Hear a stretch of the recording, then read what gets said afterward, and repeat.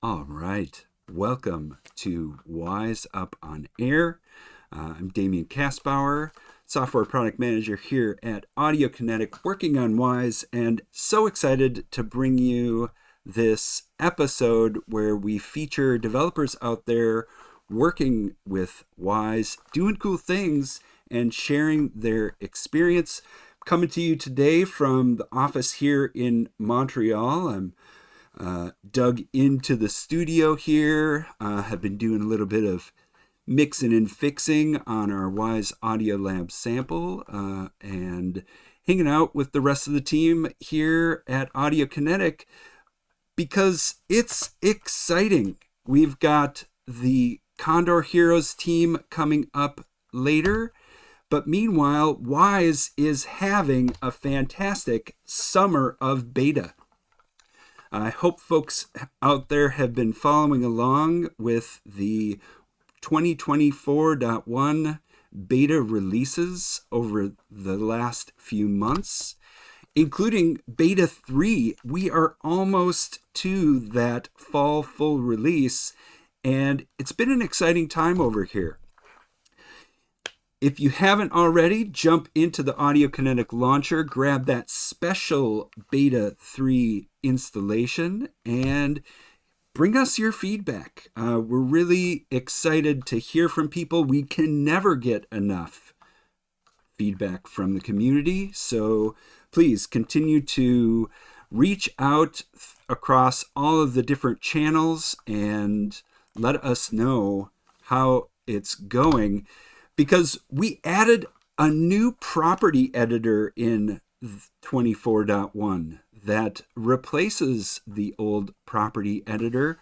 It's got a ton of features for searching using a text filter, showing and hiding categories, navigating properties in a way that is familiar to folks out there who are used to working in other tools that feature a property editor like this. It's got its own tricks, and in beta 3 we have added a new feature based on feedback from the community over the summer.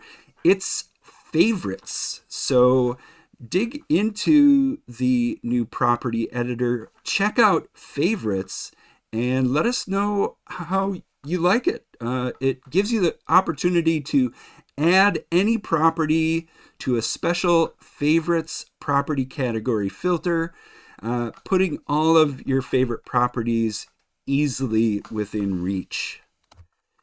And all of this has worked in concert with our ability to bring the object editors into the primary panel of an object tab, always in context with your selection over in the Project Explorer, and really helping to present you with information that's important and relevant to what you're authoring. And this is all part of the focused and iterative real-time workflow that lands in 24.1 with live media transfer all the way from your DAW to the game engine when you're connected with Wise, as well as expanded live editing capabilities when you're connected, allowing you to add and remove objects, reroute your buses, add new buses, and unlock these different editing capabilities at runtime. So jump in to the Wise 24.1 beta. We did a deep dive on it a few months back when it first kicked off that you can jump back in time on our YouTube channel to check out. We also recently did an awesome deep dive on the integrations features of 24.1 with folks from the integrations team. So if you're in Unreal or Unity and want to hear about all the cool stuff in that beta, jump back in time, check it out. They did a great job of talking about auto-defined sound banks in Unity, leveraging Unity addressables, and packaging in Unreal, and much more. So dig back in time and get wised up. Meanwhile, our Strata multi-track sound library continues to grow. It has a depth of functionality that you wouldn't expect for a sound library, giving you access to all of the components as well as the fully rendered files in a multi-track Reaper format. And we just released a free physics sample. This is our third sample that you can get, again, for free through the Audiokinetic launcher. Add that to your projects. Use them wherever you want. And this physics sample goes deep, especially for interactive audio, where we know that the key is customization, variations, and specificity. So, dig into what is there in this new Strata sample project and, explore the depth of what Strata has to offer for interactive projects through the lens of our physics sample. Meanwhile, out there in the community, it's been super exciting to follow along with the Airwiggles Game Audio Implement Tournament. They have been running that over the past few weeks. It just wrapped up, and they're on the cusp of announcing the winner of that. But it doesn't matter because every project has done something incredible with sound, extending what came as part of the default sample that they provided, reaching for great interactivity with audio. And yeah, it's nice to pick a winner. I'll be excited to hear who. And in the meantime, jump over there and listen to the different folks' interpretation of the Implement Tournament. Audiokinetic in the community, we have been out there with the Wwise tour over the past month, first in Shanghai, landing with the team in China, catching up in Helsinki. The community came out to see some great presentations over there, along with Hilversum, where a ton of folks landed for our second time in Hilversum as a Wwise tour. And just an incredible moment for us to connect with the communities around the world, bringing developers using Wwise, sharing their perspective, and just bringing people together has been a great thing. Meanwhile, if you're headed to Game SoundCon in a couple of weeks, drop by. We're having an Ask Me Anything first thing in the morning with myself and Simon Pressey, the product manager for Strata. You can get deep into conversation with us and ask any questions that you might have about Wwise or Strata. And meanwhile, we've got 2 days of educational proceedings that really span from Music 101, 201, deeper into optimizations, as well as talking about our 3D audio and acoustics, and some dynamic mixing and real-time iterative sound designing using Strata, Wwise, and Unreal in that fully iterative pipeline that is part of 24.1.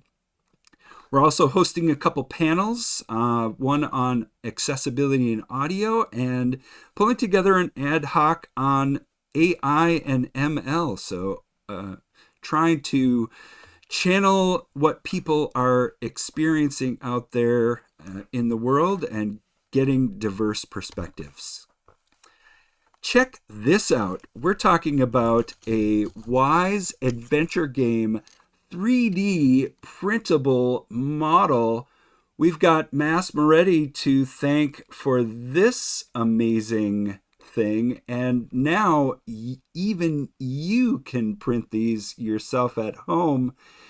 Mass has shared the printables and Maker World links to these files, and so you can head over there and print your own.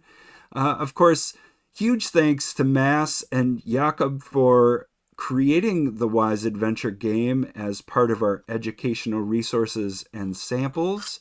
It even has a cool Wise logo on the base of it. It's fantastic.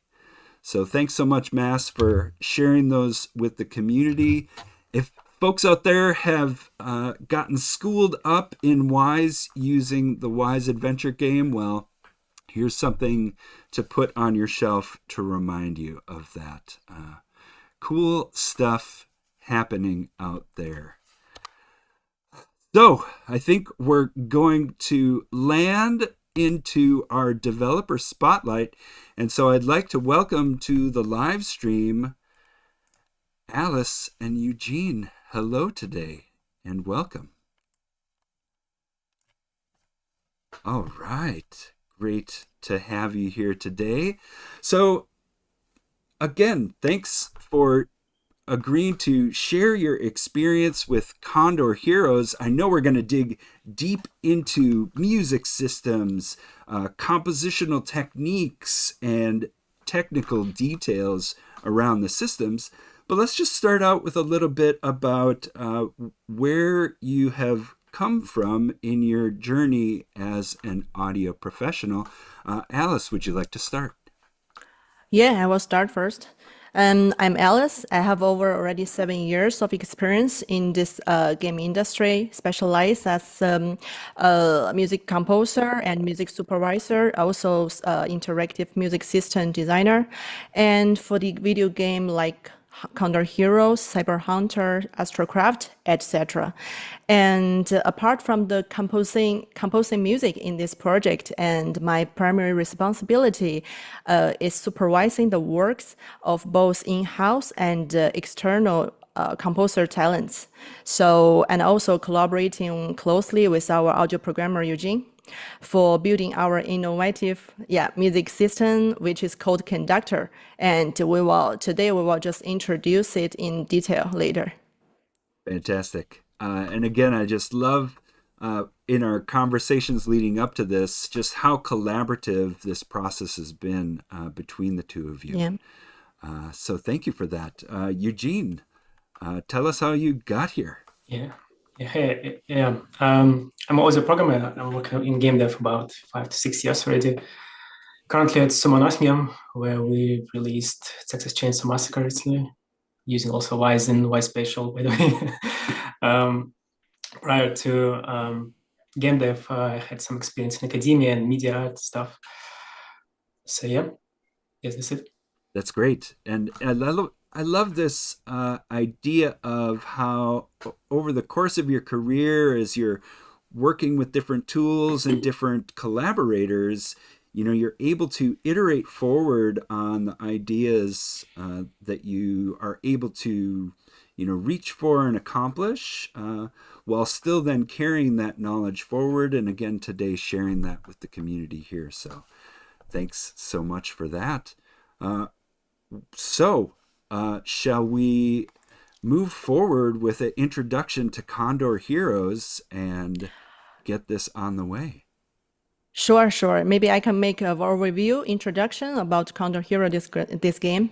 Great. So this game is actually an open world Chinese MMO set in the Song Dynasty. And Song Dynasty is from the year 960 to year 1279. And it's based on Jin Yong's martial arts novel from the 50s. And it's pretty classical one. And briefly, it's talking about the adventure stories, include the love and patriotism, loyalty, and some complicated relationship, and various martial art figures about their gratitude and vendetta. This is, it's like something like this. And we can see on this page, on the left side, those image actually is from the original TV series in the different version. And on the right side, they are the illustration from the Condor Hero of the games. So it's like transfer from the film to the game.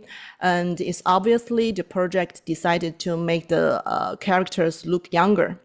So, and it also actually drive our music direction, music genre to some sort of new directions.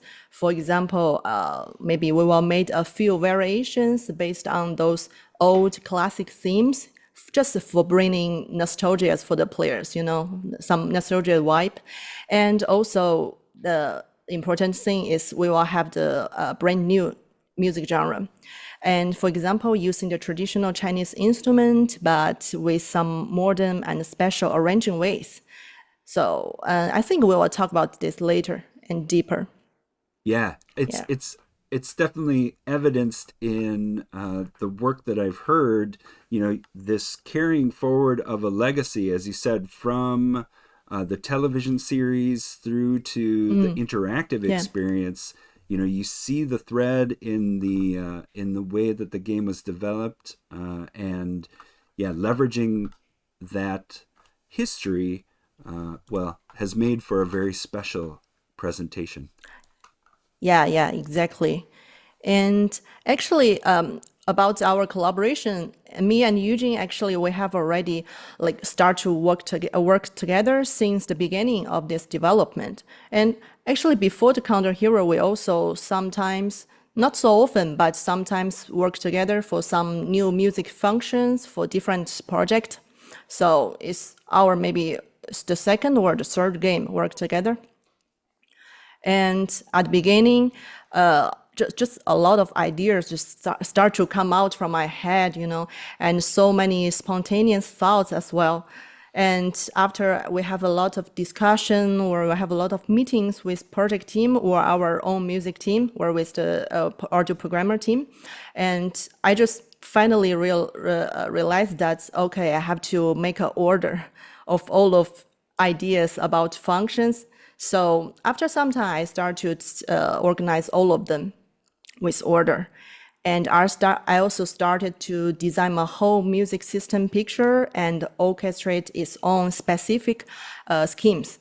And because of our rapid develop is super fast, and as always, and we also have abundant tasks, So we decided, me and Eugene just personally decided to do the review about our music function or music features every Friday and update our schedule every Monday, something like this.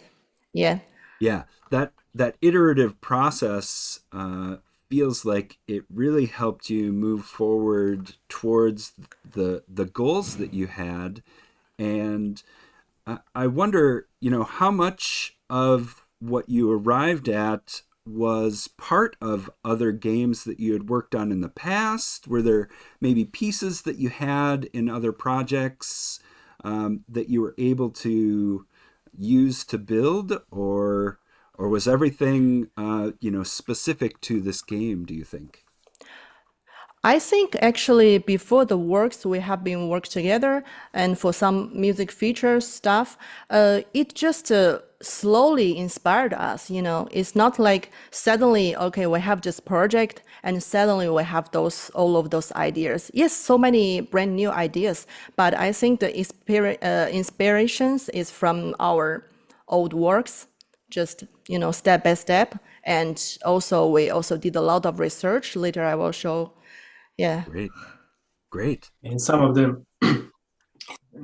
the design decision in the music system itself was inspired by a GDC talk from Destiny developers. I think they briefly mentioned something how they make music, and I noticed they didn't use very specific switches and RTPCs. They had very generic one, like set part 1, 2, 3, or set volume, whatever. So it's actually I've taken this idea basically into the music system later on.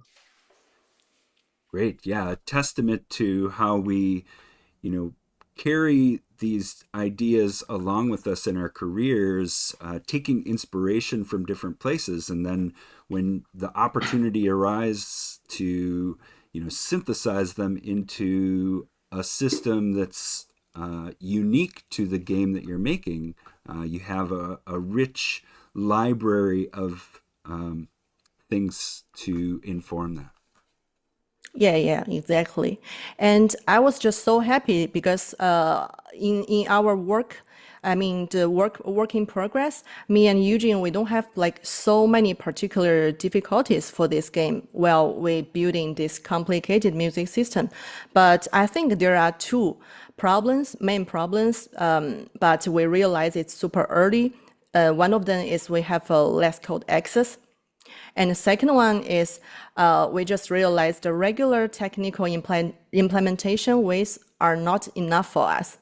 Yes, I think we just only have these two problems Yeah, in the middle. Yeah. and that first problem with the lack of code access Yeah. is a symptom Yeah. of the two of you working remotely from the developer on this project. So it's like it's mostly about how the corporation is structured. So like sometimes we couldn't get code access to project, so we either need to ask for special permission because like we're technically in a separate department from the teams that actually responsible for that own the project. And we were kind of like the audio department, like kind of in-house but outsourced. Like it's sometimes I don't know, this a little bit weird. So and in some project there were some challenges like this. So it's either I had to solve them through bureaucracy or just work around it. Like in this project, for example, like because we couldn't get the access, no matter how much we tried to go through bureaucracy. So project team actually built me a separate project, like totally isolated third-person example, like with a plugin, which I could work with. And I use this quite a bit for implementing some blueprint nodes that I couldn't get from blueprints, like some like stable sort or some things that I need to implement state machines like for music. So yeah, but it didn't work for a really long time because the turnaround time was very long. Like so, I had to test it, then submit for code review. Then after code review, somebody merges it in the main project, then download main project, and it's like yeah. So so eventually, I just kind of built like a set of tools and blueprints that are used in implementing everything in blueprints basically, because this big corporations like weird problems. Yeah. So that led you to building a system that you had access to all the time, as opposed to having to work in that sandbox removed from the game as a way to bring that deeper level of code to the project. Yeah, great. Yeah. And the second piece that you were talking about. What was the second one? The second one is just the regular technical implementation ways are not enough for us. Yeah. So Eugene actually later we will see Eugene just did a lot of additional works between the Wwise and Unreal. Yeah. Yeah. Yeah. So again, pushing past the normal,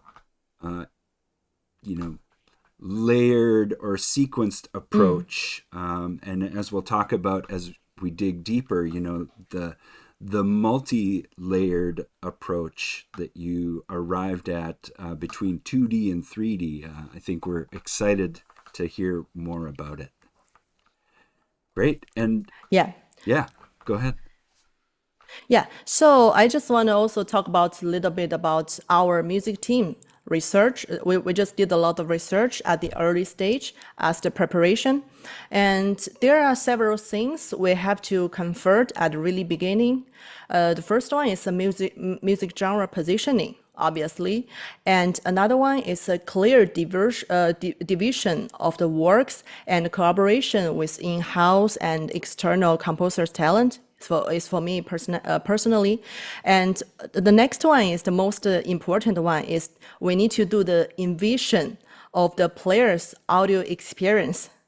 Because I was just thinking, like maybe 3 years ago, I think, if I will be the player in the 2024 and in the Chinese MMO, this type of game, which type of audio experience I want to have, and which type of music I want to listen. And is the background really enough for me? Just the background music? And also which type of playback rule I really want to and I really expect. So I was just thinking those a lot, and I started analyze a lot of same types of the MM game, and also check and also think about their advantage and the potential disadvantage, and gather all of those info together, and to think how to improve our music system in this game. So before all of those synchronization features and our music system, me and my music team actually did a lot of researches about historical culture related. And like in my music team, for example, Jimmy, Sophia, etc., because we have already worked forever, I feel, just since we joined NetEasy, and we are work a lot in the different project. This is probably our fourth project to work together. So we have a really tacit and deep understanding, and we also have a common belief that we do the valuable stuff and ensure the efficiency. So I don't have to talk to them too much. They already know what we should do and what's our music direction for this game. So we do those research really deep and fast. So the result is there's so many interesting things come out after our analyze and research. First one is Song Dynasty has prosperous economy and has a prosperous cultural, and most important, they have a prosperous music diversity. Because in the ancient times in China, there are many music were only can played for the nobles and emperor. The regular citizen has no right to listen it. So, but in the Song Dynasty, everything is changed. Song Dynasty start to allow the regular people to listen those folk music. And it's like the Chinese traditional folk band playing on the venues, like this. I have a page. Yeah, just like this on the left side. This is old photo we found. And we also, and as a Chinese, we know in the Song Dynasty, there are so many amazing and exquisite poems as well.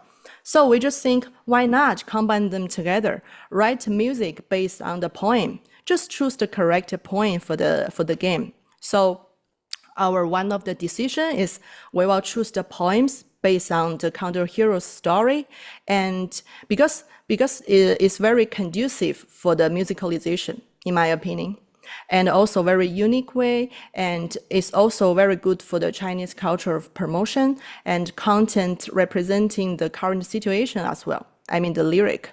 So this is next page here is our decision eventually come out like this. So the project team agree with it, and we just made a band and consist of 5 wind instruments and a few plugged instruments, and others, they're all Chinese instrument. And it's like this. There are a lot of Chinese instruments. You can take a look, and there are some percussions. There are so many, like guzheng, pipa, they're all old Chinese instrument. Yeah, so this is our one of the biggest decision. And I guess I'm curious, how much of this brainstorming with your team, coming to these conclusions about the value of the cultural heritage, the diversity of instrumentation, the basing things on the poems, surfacing that to the development team, surfacing that shared research. What were the conversations like with the development team about how you would integrate those into the game, and what was the response? What was was there a negotiation, or was it just, well, of course? Actually, maybe you were surprised. The project team, I feel we have a lot of trust, because at the beginning I just brought so many of those slides and some captures, and some music we made already just for the preparation, simple demo, and for the just bringing all of them to the project team for 2 hours. Cool. We just remember this. Yeah. I was talking 2 hours, never stop, and actually and actually, one of the game designer, she knows. I feel she just knows a lot about music functions or music features things. So and she also responsible for the music section, audio section. Yeah. So I just show a lot of possibilities.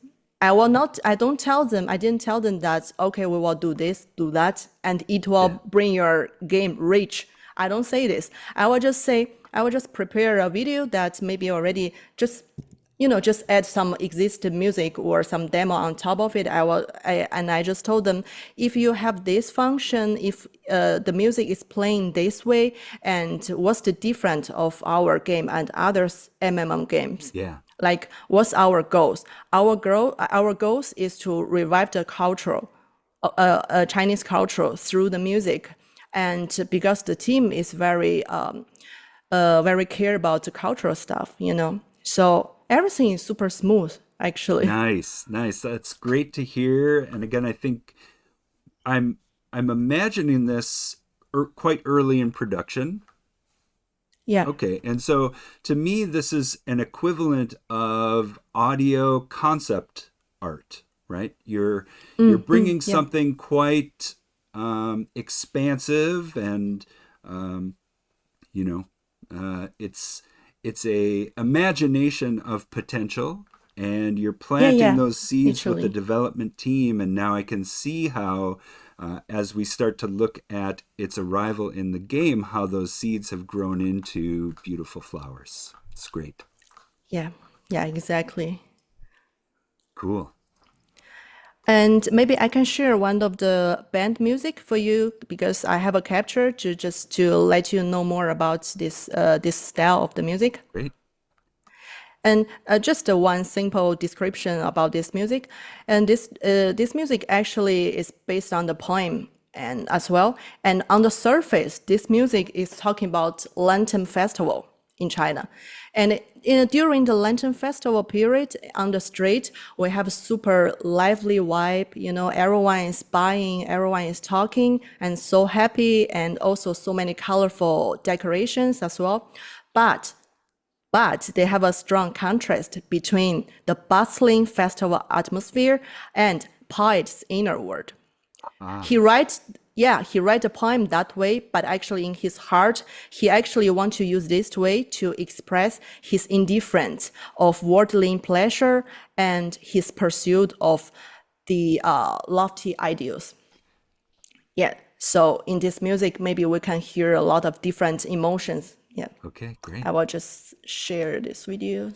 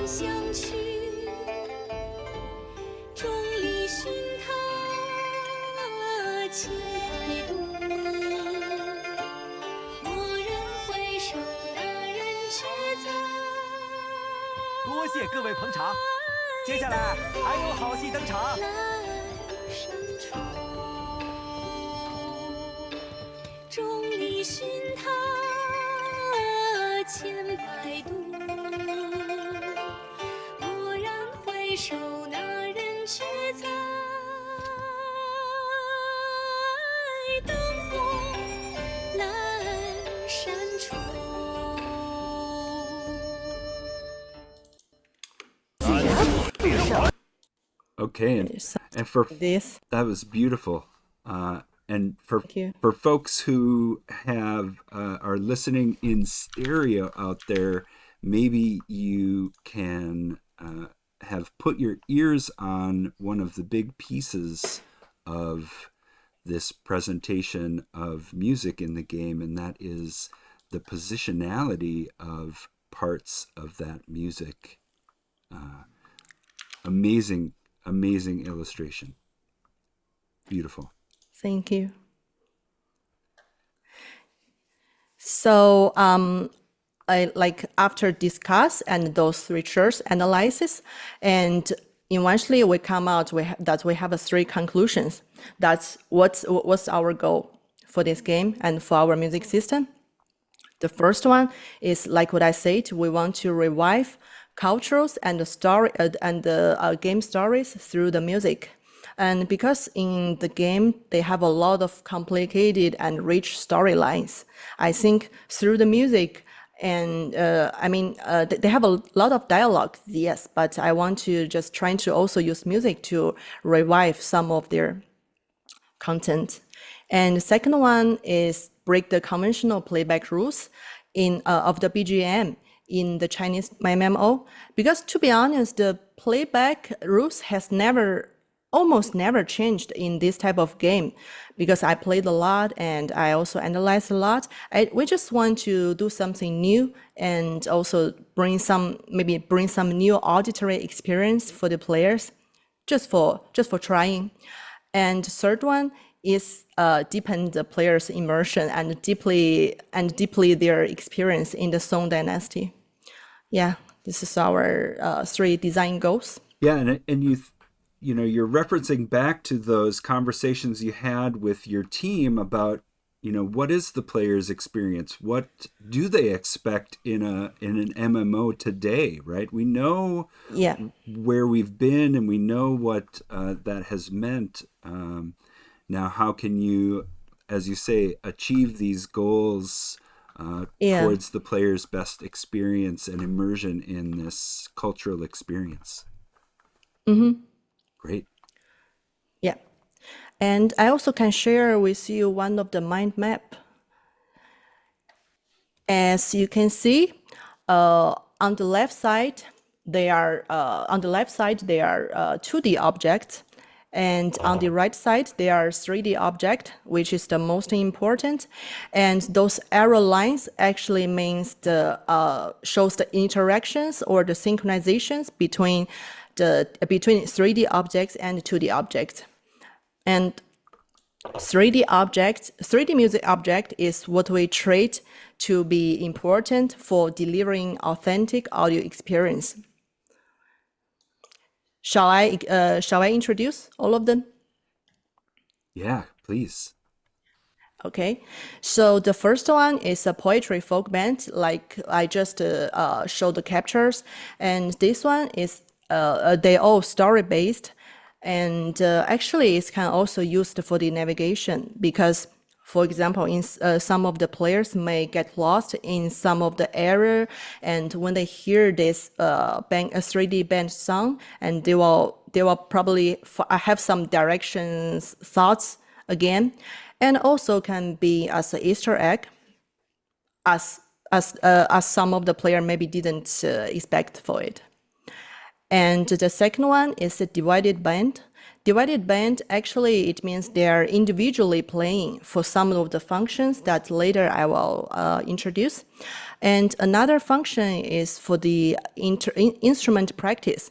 Because I remember there's a scene in game, and in that place there's a tall building, and that building is for the musician from the 3D band to have a rest, like to take a break. Yeah. So when we recorded the real instrument for those sounds, I just asked them, can you record when you practice those sounds as well? And eventually they just delivered those samples that the musicians are really playing. So, and then I just put all of them into inside that building, just for simulating that the game musician also playing and practicing the music there. Yeah, that's another level of realizing the world, which is not always a stage. Sometimes you're off stage, as you said, practicing or preparing. That's right. Yeah, totally. Because I just want to show they also have a life. NPC also have a life. Something like this. Yeah, that's great. Yeah. And the third one, the next one is characters humming. Actually, it's NPCs humming. And later I will talk about this deeper. And those NPCs humming have a lot of interaction with 2D music or the 3D band music, and it have a lot of characteristics. And shortly, those characters humming, they were playing randomly but accurate, and they also have a real-time reaction. And we designed it that those kids humming will be slightly out of the tune. Okay, deep. Yeah. Yeah, later I will just talk about this in detail, Great. one by one. Yeah, and the next one and is the last one is NPC chanting. NPC chanting is like it's like a temple. We put the sutra Buddhist temple chanting in their temple for the interaction with the background music as well. Also is in the following content. Great. And so that's all describing the 3D side of 3D. what's positional in the world. Meanwhile, you've got the other side, which is the 2D background side, and all of this being handled, and time synchronized by your interactive music system conductor. Yeah, all of them is like scene music. Music, it's divided to the regular area and the special area. And if the regular area, they will have a real-time condition and the Steam randomness playing by different conditions or by different time periods, or affected by some different elements in game. Great. Yeah. Great. That makes sense. And what a beautiful way to add greater depth to those exploratory moments of the gameplay where you have this ability to be led by sound throughout the world and guided positionally. Yeah. Cool. Thanks for that. And maybe Eugene can also introduce a little bit our music system conductor. Yeah, sure can. If you work with Wwise, you probably know that implementing 3D music is not very easy there. So yeah, you can control position of the Wwise game object, so which gives you one position. Then you can also use 3D buses, which gives you second position. But anything more than two, it's already unfeasible. At least I think, at least I don't know a way to make it like work within one basically event. And when we started working on it, to be frank, like we didn't know what to do about it, so we didn't know the solution.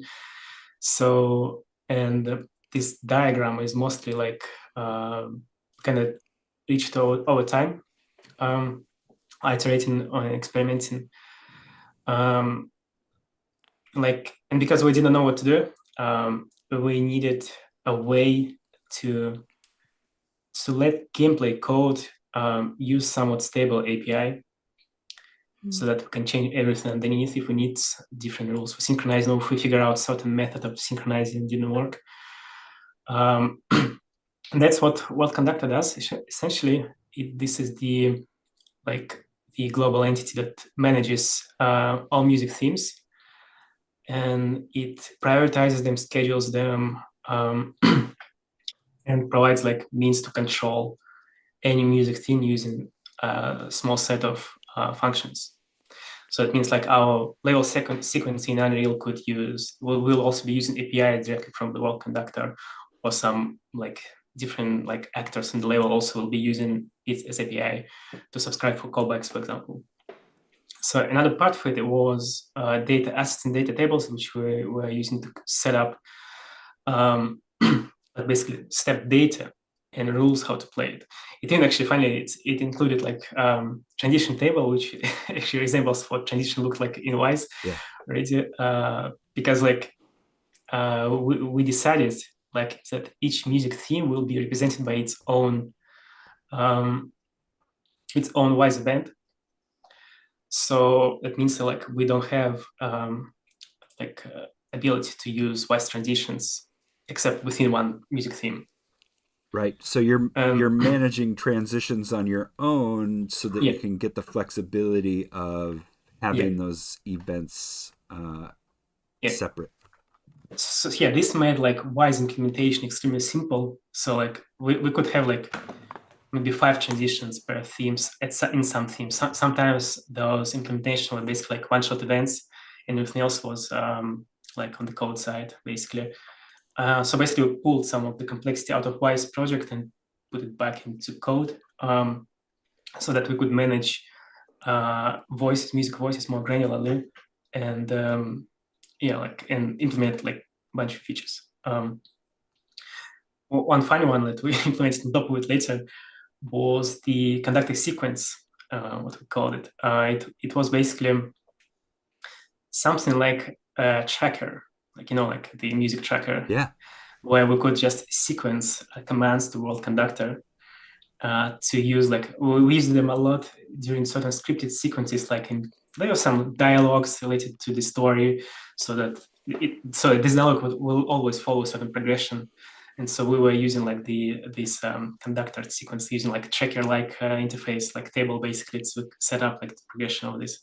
So it was just some little thing that was built on top of the conductor API, basically. So, and in this system, like, so there are 3 main components. So like I already mentioned world conductor, which is like global entity. And 2 other ones were just called conductor. Again, if you cringe from this name, I'm sorry, like I didn't come up with anything better at the time, but we have to live with it now. Yeah, so conductors, the idea was that they would manage playback rules of each individual theme. And music source, like the 3rd component, was the entity that would actually communicate with Wwise. So in a way, like neither conductor or world conductor did any communication with Wwise directly. So like the whole playback, like Wwise post events and everything else, like was done by music source. And conductor can manage multiple music sources, which we use to kind of provide means to synchronize. And because like our music themes could vary in the implementation, for example, some could have like the typical like music switch container with loops and transitions, like very like normal way, and some of them will be just one shots, as I explained, because like, for example, scene music, most of the time it was like implemented like one shots, because like we wanted just to play music once, then give people some rest, some silence, quiet time. Maybe we would trigger something like NPC humming in the post, like so that like so they would remind you of the theme that you just listened to, like, but they actually nothing would play. And we had some other rules probably mentioned later, but so yeah, basically by swapping conductor implementation, we could just use more appropriate playback logic for each particular music theme that we are implementing. And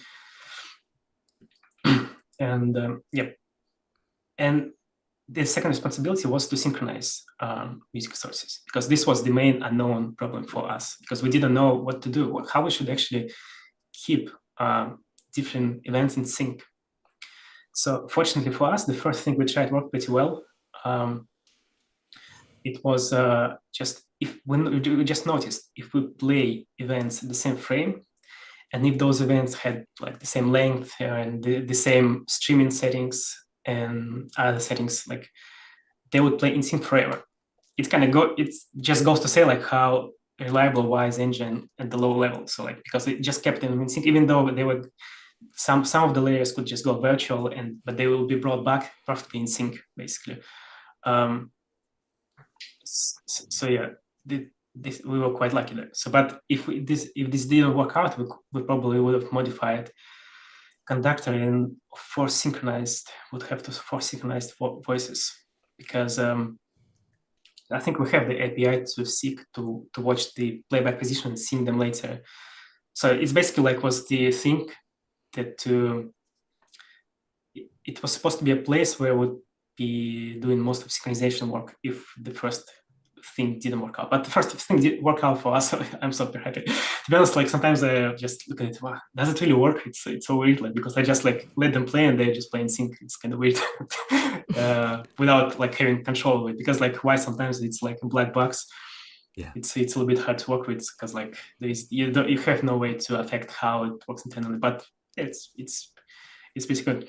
And so I think through development, we decided to re-implement those as interfaces so that we could swap. So like basically a world conductor would be managing blueprint interfaces instead of just blueprints, like blueprint class and class hierarchies. It means like we could completely re-implement like things underneath of music sources or conductors or whatever to some weird bespoke stuff. And one of those was like interactive instrument. So like one of the sources in one of music themes was just basically like a button. It was a button on the screen which you can press, and you would hear like some note from an instrument that's placed somewhere in level. And because it was piggybacking to like the whole conductor information, so it always knew in which key it is, in which like chord. I'm not really good with this. Harmonic progression. Harmonic progression. Yeah. Yeah. So like it was just something like that's actually not playing music, but provide some facilities for gameplay, like for example. Yeah. And where was it getting the information about key signature chords, these kind of things? So this was like we had some workflows how we should implement certain features in Wwise. I have a slide about it. Great. But just to foreshadow it like a bit, we were basically marking up with special tags with cues in Wwise. Got it. Yeah, so like for example, we had this music theme which could consist of multiple layers, and each individual layer could be positioned individually somewhere, anywhere. I mean, but one of those layers was the guide track. That's what we call it, like the guide. Its terminology means like all callbacks that we received that from that music sources receive and get propagated up to the world conductor were gathered from this voice, like the guide voice. So like we had to mark up the guide track basically with the information that we need to. Yeah, and like speaking of the callback propagations, any system like World Conductor provides an API to subscribe to certain callbacks of certain specific music themes. So for example, when we're in a temple area, we could say like, we can make a blueprint that could say, okay, I want callbacks, beat callbacks or some music cue callbacks just from this specific music theme. So, and when you receive those, just please play some sound. Like that's how we implemented Monk's chanting, for example. So, and this could be done for any type of callbacks, like beat callbacks, like chord information. We also use this for the bespoke in-concert music conductor. Probably mention this later. But the basic how it was implemented was pretty interesting. I think it was Victor's idea, our audio lead from technical audio team.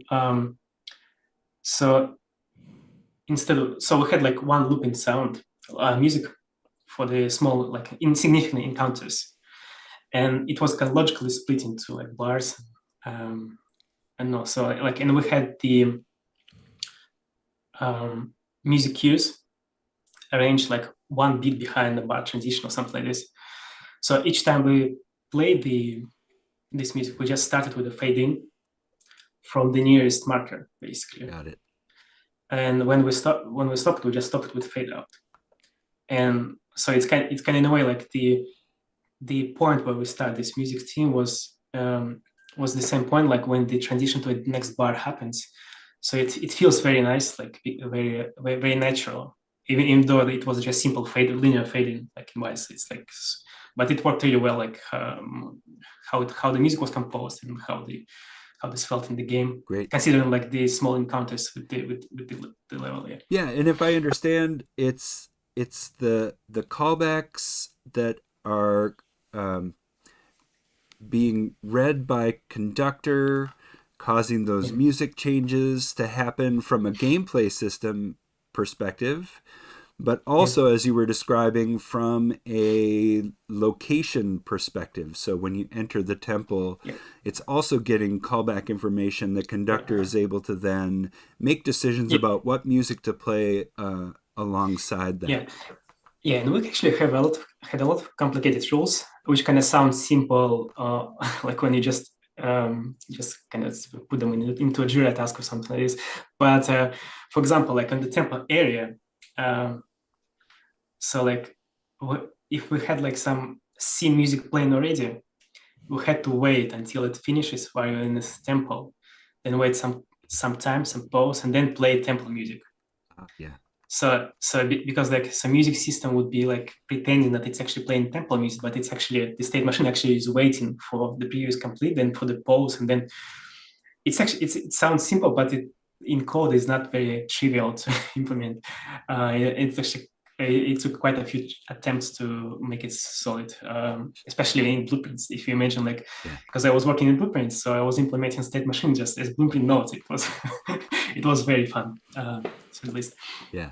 Yeah. And so what we're looking at here is your music tester to be able to play a theme, you know, and get all this information to drive the music system. Yeah, so this is debug interface.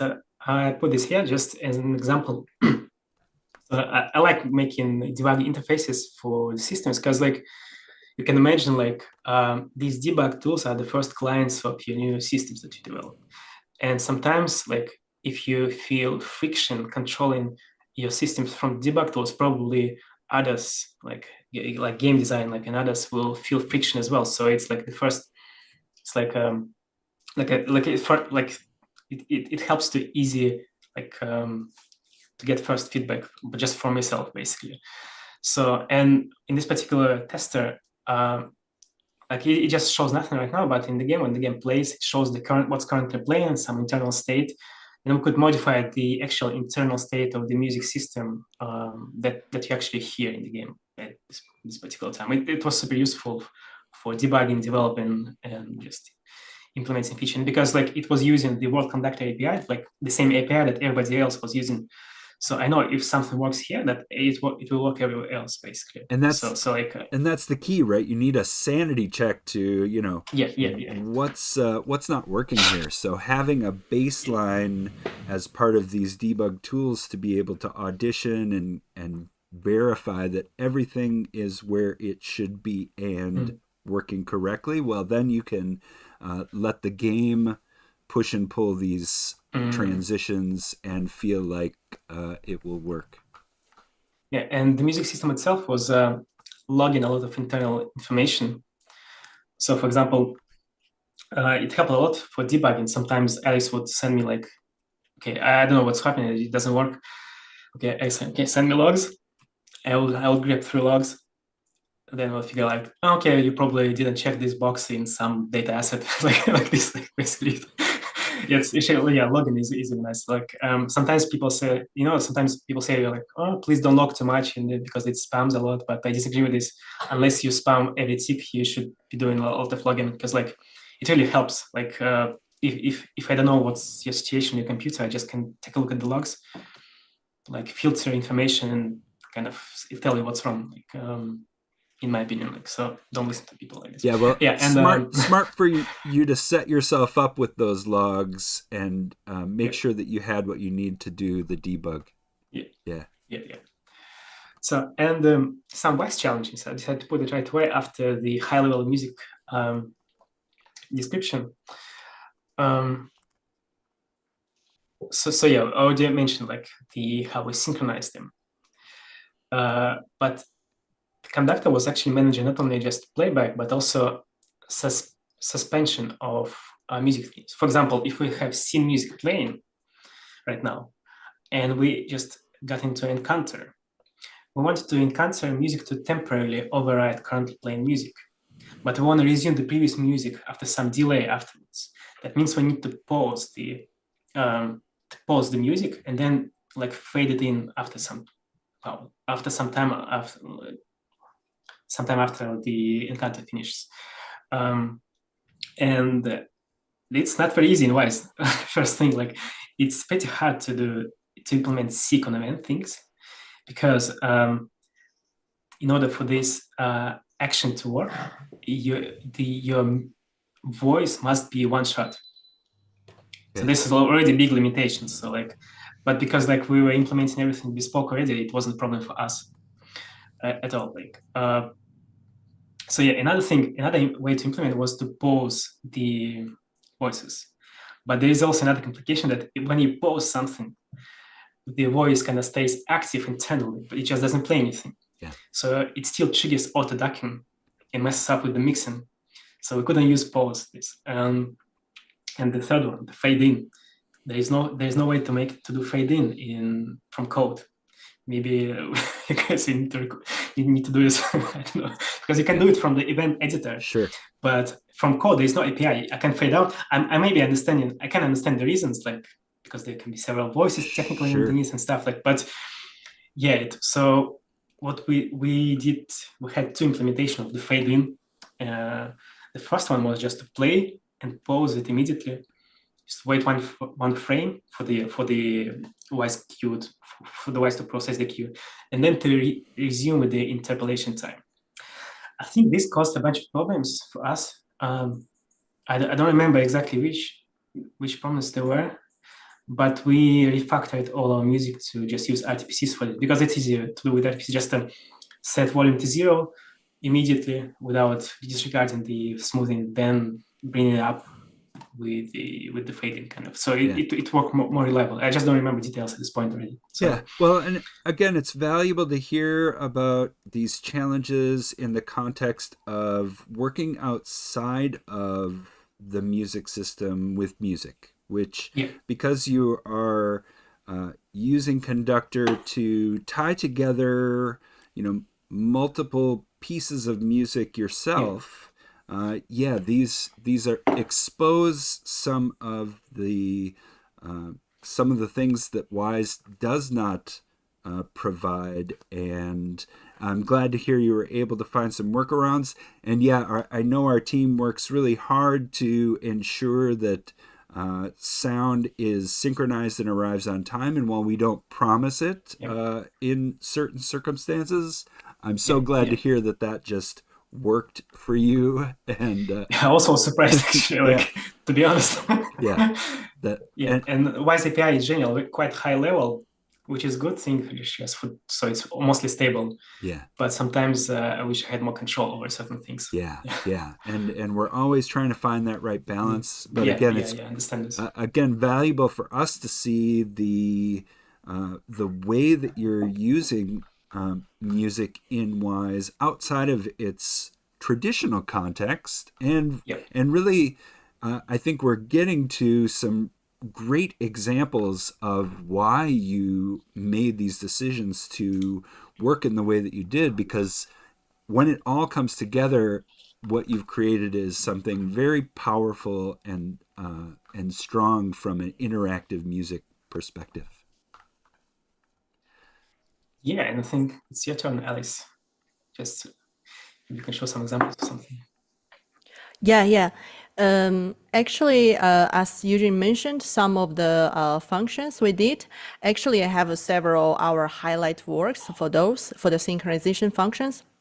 And the first one is, as he said, we have a 3D band music synchronized with the 3D NPCs humming. This one, it means there's one small village in the game, and when the player move inside the range of this small village, and you will hear what you will hear first is several individual musicians and one singer were playing the same music synchronized, but they are standing in the different position. And we actually did the mark like on the downbeat on this on the band music track in the Wwise, and then when you stand here or walk around, the player and her NPC just beside her, he was a small little brother. They will start to humming randomly, sync with the band music together. And maybe I can show you in the Wwise. Yeah, please. Yeah, just for the mark. Yeah. Great. It's here. As you can see on the downbeat part of this track, and we just use the voice as our example. We just mark the humming. There are 4 hummings. It means on those positions, the player and the NPC will start to humming. Yeah. And let me show you our video. Great.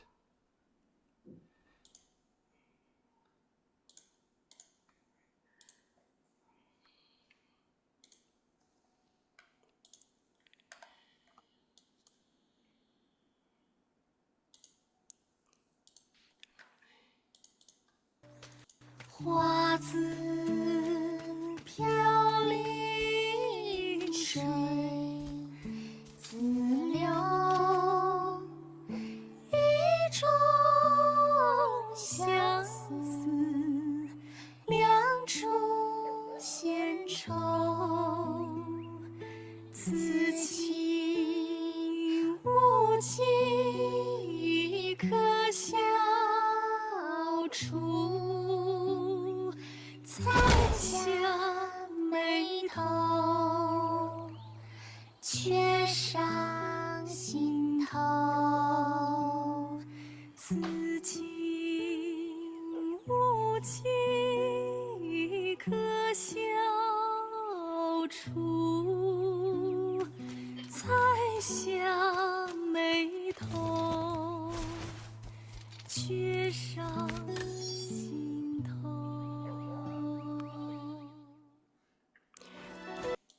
And maybe show you another one as well. It's 繁华掌柜的，德湖上好的龙井，流多久？风帘醉动，自是问人家。云树绕碧沙，怒涛卷霜雪，天堑无涯。掌柜的，德湖上好的龙井，再做几个拿手好菜。日列珠玑，忽影落寂静，好生。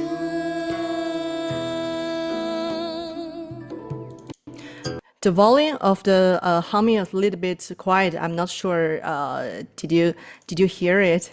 Yeah, I heard some of it, along with the positionality of the singers as you were approaching. Yeah, and it's like give a feeling that the culture in the music has been handed down from generation by generation, and I just feel it's also a good way to enhance the charm of those little rustic era, and our one of the design is to make the NPCs humming a little bit out of tune, because considering the NPC small brother is a kid, and we just think the kids singing maybe is not as perfect as the adult. So you will hear the kids singing, kids humming is not super perfect, and the little bit out of tune is kind of cute, I think. Absolutely cute, and I think that level of detail of consideration around, circumstance of that time period, of the age, really does bring greater level of detail. So nice thinking. Yeah, and another one is the in the temple. It's also really similar functions. It's like when you enter the temple at the beginning. Actually, I only wrote a music for this temple era, and at some point I just feel a little bit boring, because only a music is playing, and when you leave this era, music is not playing anymore. So I remember I asked one of our recording engineer to get those. The Buddhist while chanting, and those chanting samples when the monk is doing the daily chanting ritual in the real temple. I think it's in Shanghai, one of the Shanghai Buddhist temple. So, and when I got those samples here, and I just adjusted their tonality and tempo, just make sure they will be the same as the music itself. So then when they synchronize with each other, it will be smooth. Nice. And I also have a video to show. Great. Yeah, these examples clearly illustrate the level of detail that you've gone to. Yeah. And it's like this.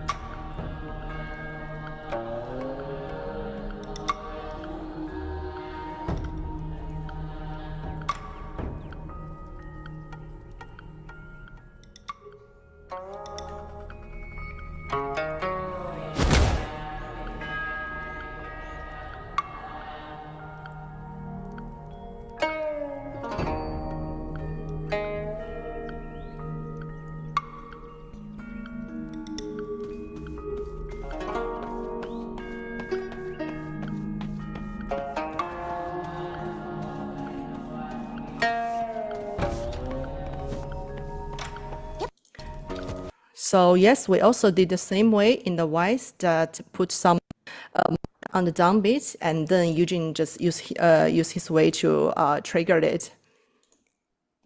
Right, so you've got conductor making the decision about when to play a sample of the chanting, right alongside with information about the background music that's currently playing. Yeah. So that you get that synchronization of playback.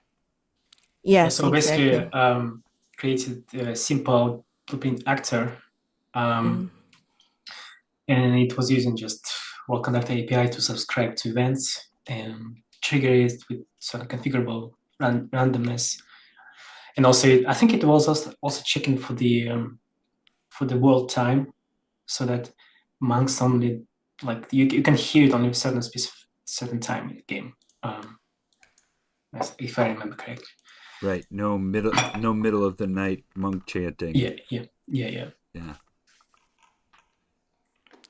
And another one I will show from the slides.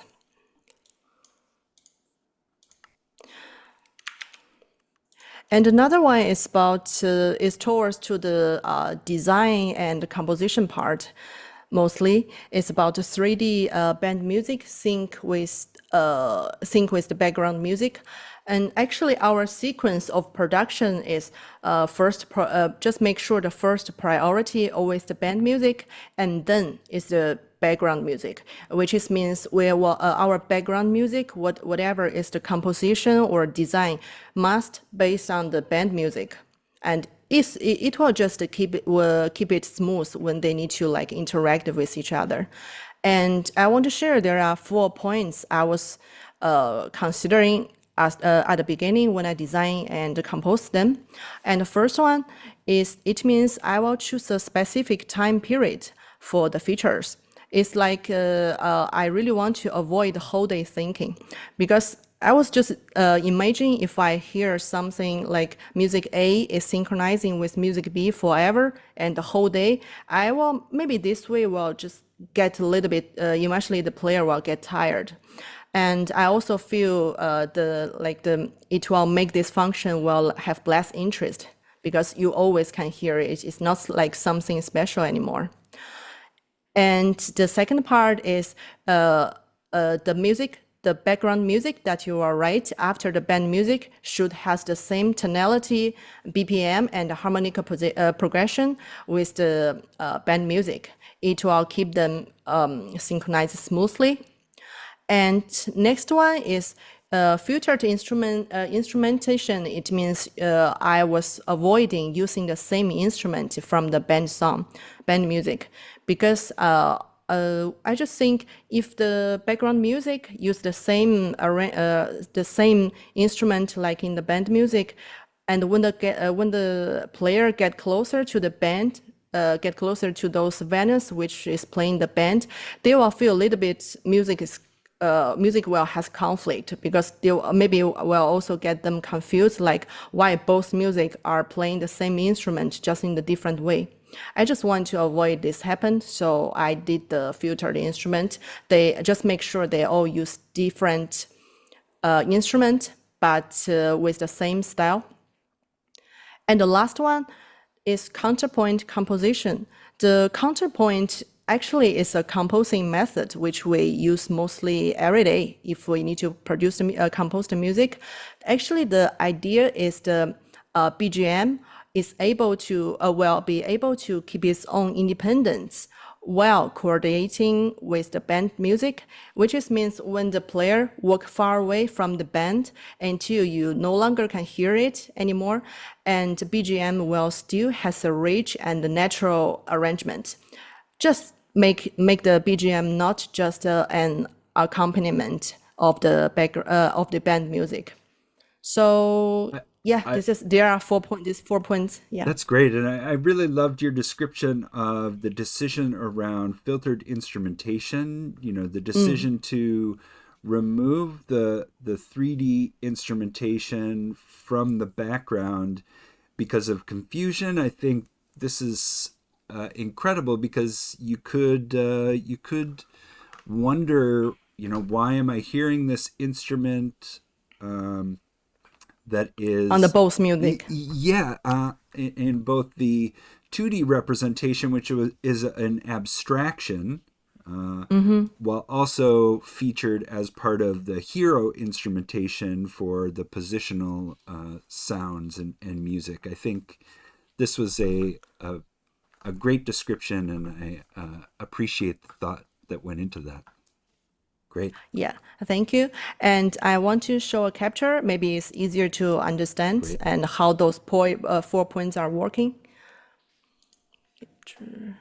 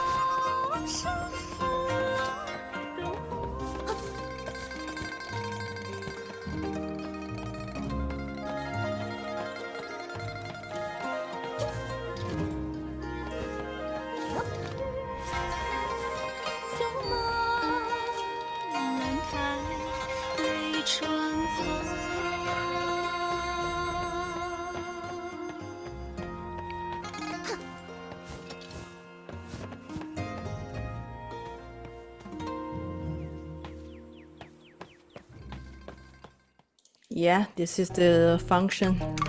It's beautiful, and so seamlessly the positional elements transition in and out of the mix as you're moving around, from performance area to performance area, really mixed well. Yeah, so here it was like set up a little bit of side chaining from the positional music to the background music of this particular thing, I think. Just so, and I remember actually when we worked together. So when we worked together, we were sitting our desk were basically side by side. So like, so she would be composing, I would be coding like basically all the time. And sometimes I just check this out. Like, and the first time I set this up, like I gave her like headphones just to listen, and she actually didn't notice when something changes. Like it was what's to change.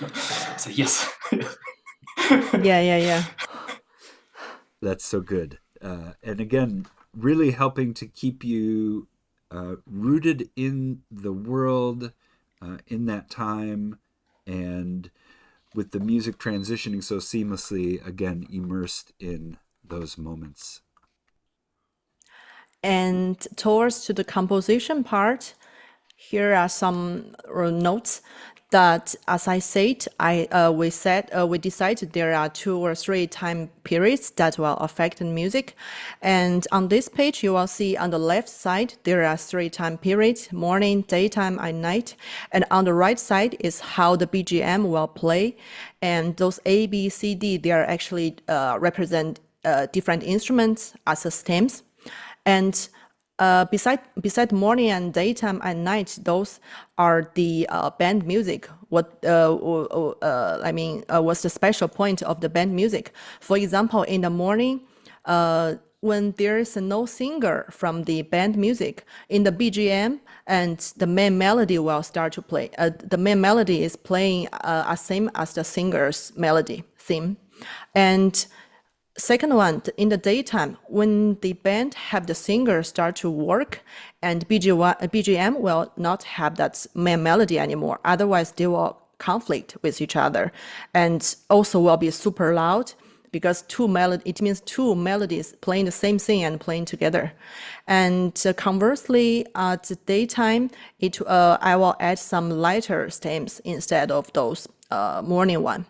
And at night, this is the most bustling moment of the band music. It means all of the musicians and singer will start to work together, and also conversely, the BGM will play at the quietest time. I will only use the super quiet instrument to play at this time. And actually, briefly, it's like different time has the different combination of band music and BGM, and it's also a strong contrast between both of them. It's like one side is lively, and conversely, another side will be quieter. Then I feel they can achieve a perfect balance, and I will show you one video as well. Great. And in this video, it will start from daytime, and then morning, and then night, this sequence.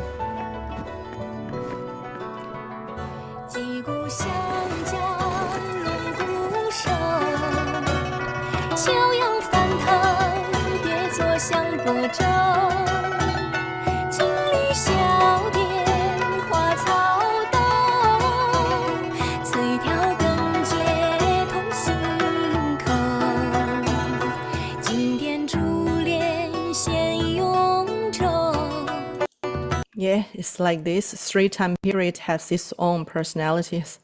That's great. And so we went from, can you describe the times of day that we transition between? Yes. Video? Yeah, in the video is from the daytime first, which is with singer.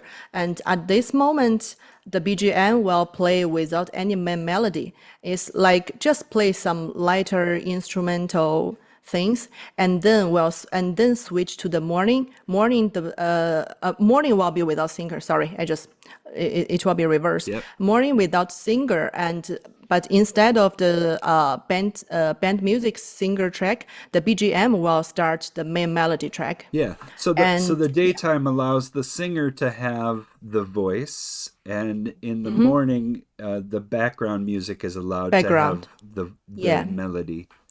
Yeah. Yes. Great.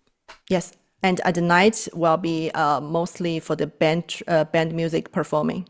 Fantastic. And a great illustration. It really did communicate the diversity that you were aiming at with how the melody is carried differently at different times of day. Yes.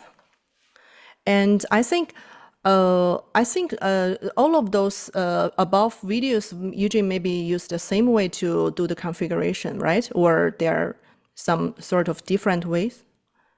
No, I think we just configured everything through data assets, and I believe for the singer music, Yeah. for the singer, they were managed by a well conductor, but they didn't go through the state machine as scene music or combat music went through.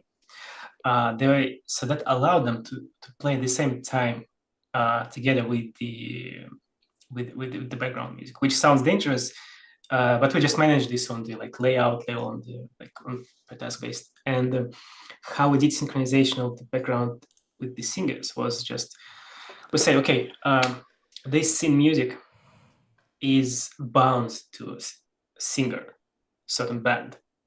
So when this band plays, this scene music plays. So that's basically how we did. And so yeah, and it like was perfectly in sync. Again, like, so simple approach worked for us. And I mean, even those, I mean, to be honest, I'm a bit surprised seeing this works as well as it does. Because like there was some footage that I didn't see personally when I was in the project, like some newer stuff, and it seems like it was worked fine. Yes. Cool. Congratulations. Should we shift to the real-time interactive scene music finally? Because before also only talk about 3D objects. Right now we start to talk about 2D. Cool. Yeah. Yeah, so for the 2D real-time interactive scene music is our second part of our highlight works, I think.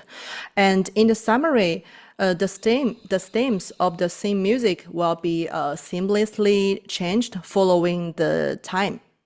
And we decided that, as I said, we will have 2 or 3 time periods that will affect the music.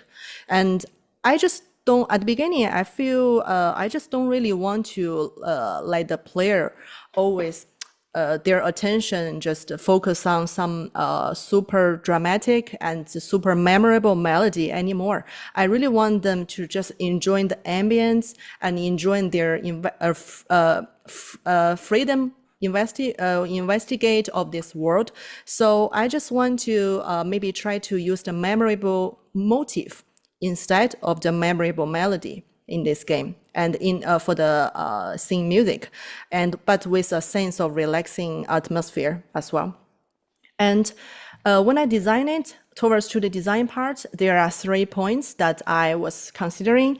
The first one is music texture. Actually, it's like when you want to customize your own outfit, what you should do, you should like choose the material of the clothes, right? And this is exactly equal to that material of the clothes. For me, it's about choosing different instruments and the way of the final mixing for bringing as much as possible about brightness and without any gloomy, because this is also this game's core things is positive and everything is super bright and positive, this one. So this is the first one. And the second one is the flavor of each time period. Like I said, 3 time period, morning, daytime, and night. In the morning, I just decided to make the same music, where the music will sound very slow, refreshing, and beautiful. These 3 keywords. And at noon will be more dynamic and more joy will add in based on the morning's one, and just represent everything is already awakened, whatever the people, the animal, the plants, everything has already awakened. And the night, should be silent and focus on the integration with the ambient sound, because I feel the music doesn't need too much presence anymore at night. So mostly you will hear really light and really faint music instruments will play with the sound effect together. So this is the second one, the flavor. First one, textures, second one, flavor, and third one, it's talk about impressionism and symbolism. These 2 words, and they were the art movement, right, in the history. And I really like these 2 words at the beginning. So this time, I just want to try to use the artistic language to describe the music genre. And impressionism actually is about capturing the momentary changes in the light and shadow. is the meanings of this word, and symbolism is kind of metaphorical expression. So I just got some inspiration from these two words, and I just trying to also use music to focus on both describing outer beauty and moderately also the inner spirit of the scene. So it also has a very strong oriental metaphor as well. So for us, actually, it's also really meaningful. Yeah, and this is 3 keywords that I designed at the beginning. And next part is towards to the composition part. Actually, it's more like a technical part of the composition, because what you can hear about the scene music, you cannot find any fixed time signature, because I used the crossed rhythm plus asymmetry. Sorry. Yeah, no. Exactly. Yeah, asymmetry. Yeah, and asymmetrical rhythmic pattern actually breaks the traditional strong weak. For example, 2/3 beat or 3/4 beat or 4/4 beat. They will break the rule and they will break the structure of it, and bringing a feeling of instability and very new auditory experience for the players. And another one is unconventional Chinese scale, because as known, Chinese scale was based on the pentatonic, right? And what I did is I was expanding the Chinese traditional scale with additional notes to become a unique mixture. You can call it mixture because it sounds like a Chinese pentatonic scale, but you will hear something else as well. Great. And that these two techniques really allow for diversity in the way that it sounds by allowing compositions to flow more naturally, and then also extending on the unconventional Chinese scale with a hybrid of sorts. Yeah, hybrid, exactly. Great. Yeah, so I just prepared 2 examples. One is called Plum Garden. This is one of the main theme in the game. And another one is a forest. And about Plum Garden, this theme is also like divided morning, noon, night, and they will have a 3 time periods changing for the music. And as I said, in the morning, they will focus on the slow, freshing, which is meant while featuring mostly about legato and melodic things. And in the noon, we'll focus on some rhythmic, dynamic motif, and just slightly bring more dynamic, not so much. Otherwise, it will be so obvious because player can recognize, oh, okay, something is changed. Yeah. And at night, while shifting attention from music to the some like very quiet sound effect and ambient. And maybe I can show you in the Wwise first, because Eugene just used really special way for the configuration, as you can see here. I always forgot what I did. So I'm also curious. Actually, what's our ideas is not like one music put one segment or one music belong to one container. No, we just put all of those same set of the music into one segment, and then use the states. For example, the music area first, you will choose which area you will go and or you want to test, and second one is the timeline, which timeline you want to test right now.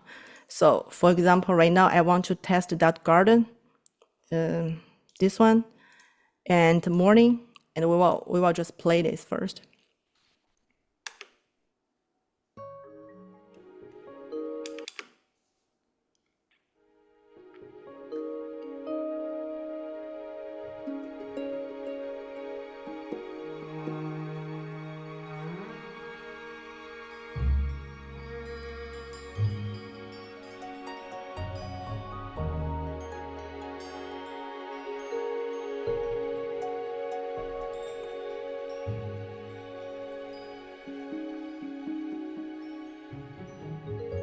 And right now, I will add in the daytime elements.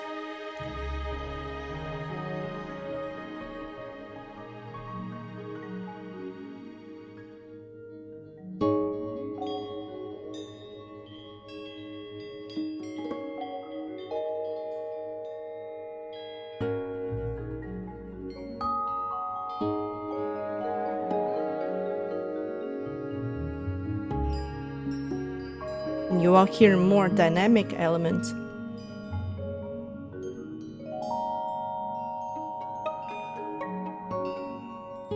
And switch to night.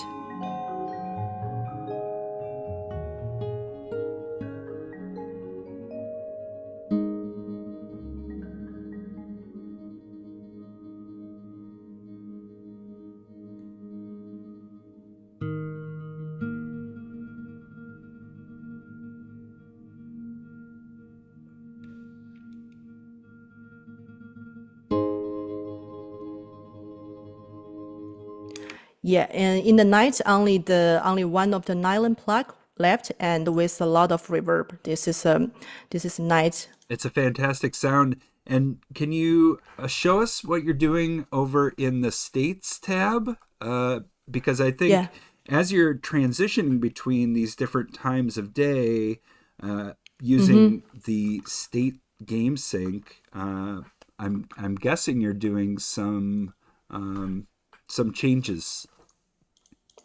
You mean these two, right? Yeah, so I was using. So in the States tab for the segment, you're muting and soloing different tracks for the segment. Is that correct? Yeah, because all of you can see there's 01 and 02, and they all different theme music. They 01 is another side of the another set of the theme music, and 02 is for the same things but different set. Sure. And what I did here is you have to choose the area where you want to go. Great. They have a tone, tempo, and some. This is forest, and sorry, it's naming in Chinese. Yeah. And also the one I played is garden, is this one. Great. And you have to choose this first, and then choose the timeline, which one you want to test. Yep. For example, morning, daytime, night. Great. And that the time of day corresponds to different tracks being muted or soloed by the state. Yeah, the stems are here. Got it. Yeah. This for 2 daytime, 2 morning actually already enough, because only one of them will be played at night, so I don't have to render another track for the night. So I think why we're doing this, because we try to use different way, but our map in the game is like this area you have to draw by yourself in Unreal, another one just right beside it. Yeah. And Eugene just find maybe this way is for his code or configuration is more convenient. Yeah. If I remember correctly. I don't remember this point. Sorry, it's been like 3 years. Yeah, it's very old. Yeah. But it all works very seamlessly, and your illustration of it is so clear how each time of day has its own composition of tracks for this segment. Yeah, I also can show you how it sounds like in the game. Great.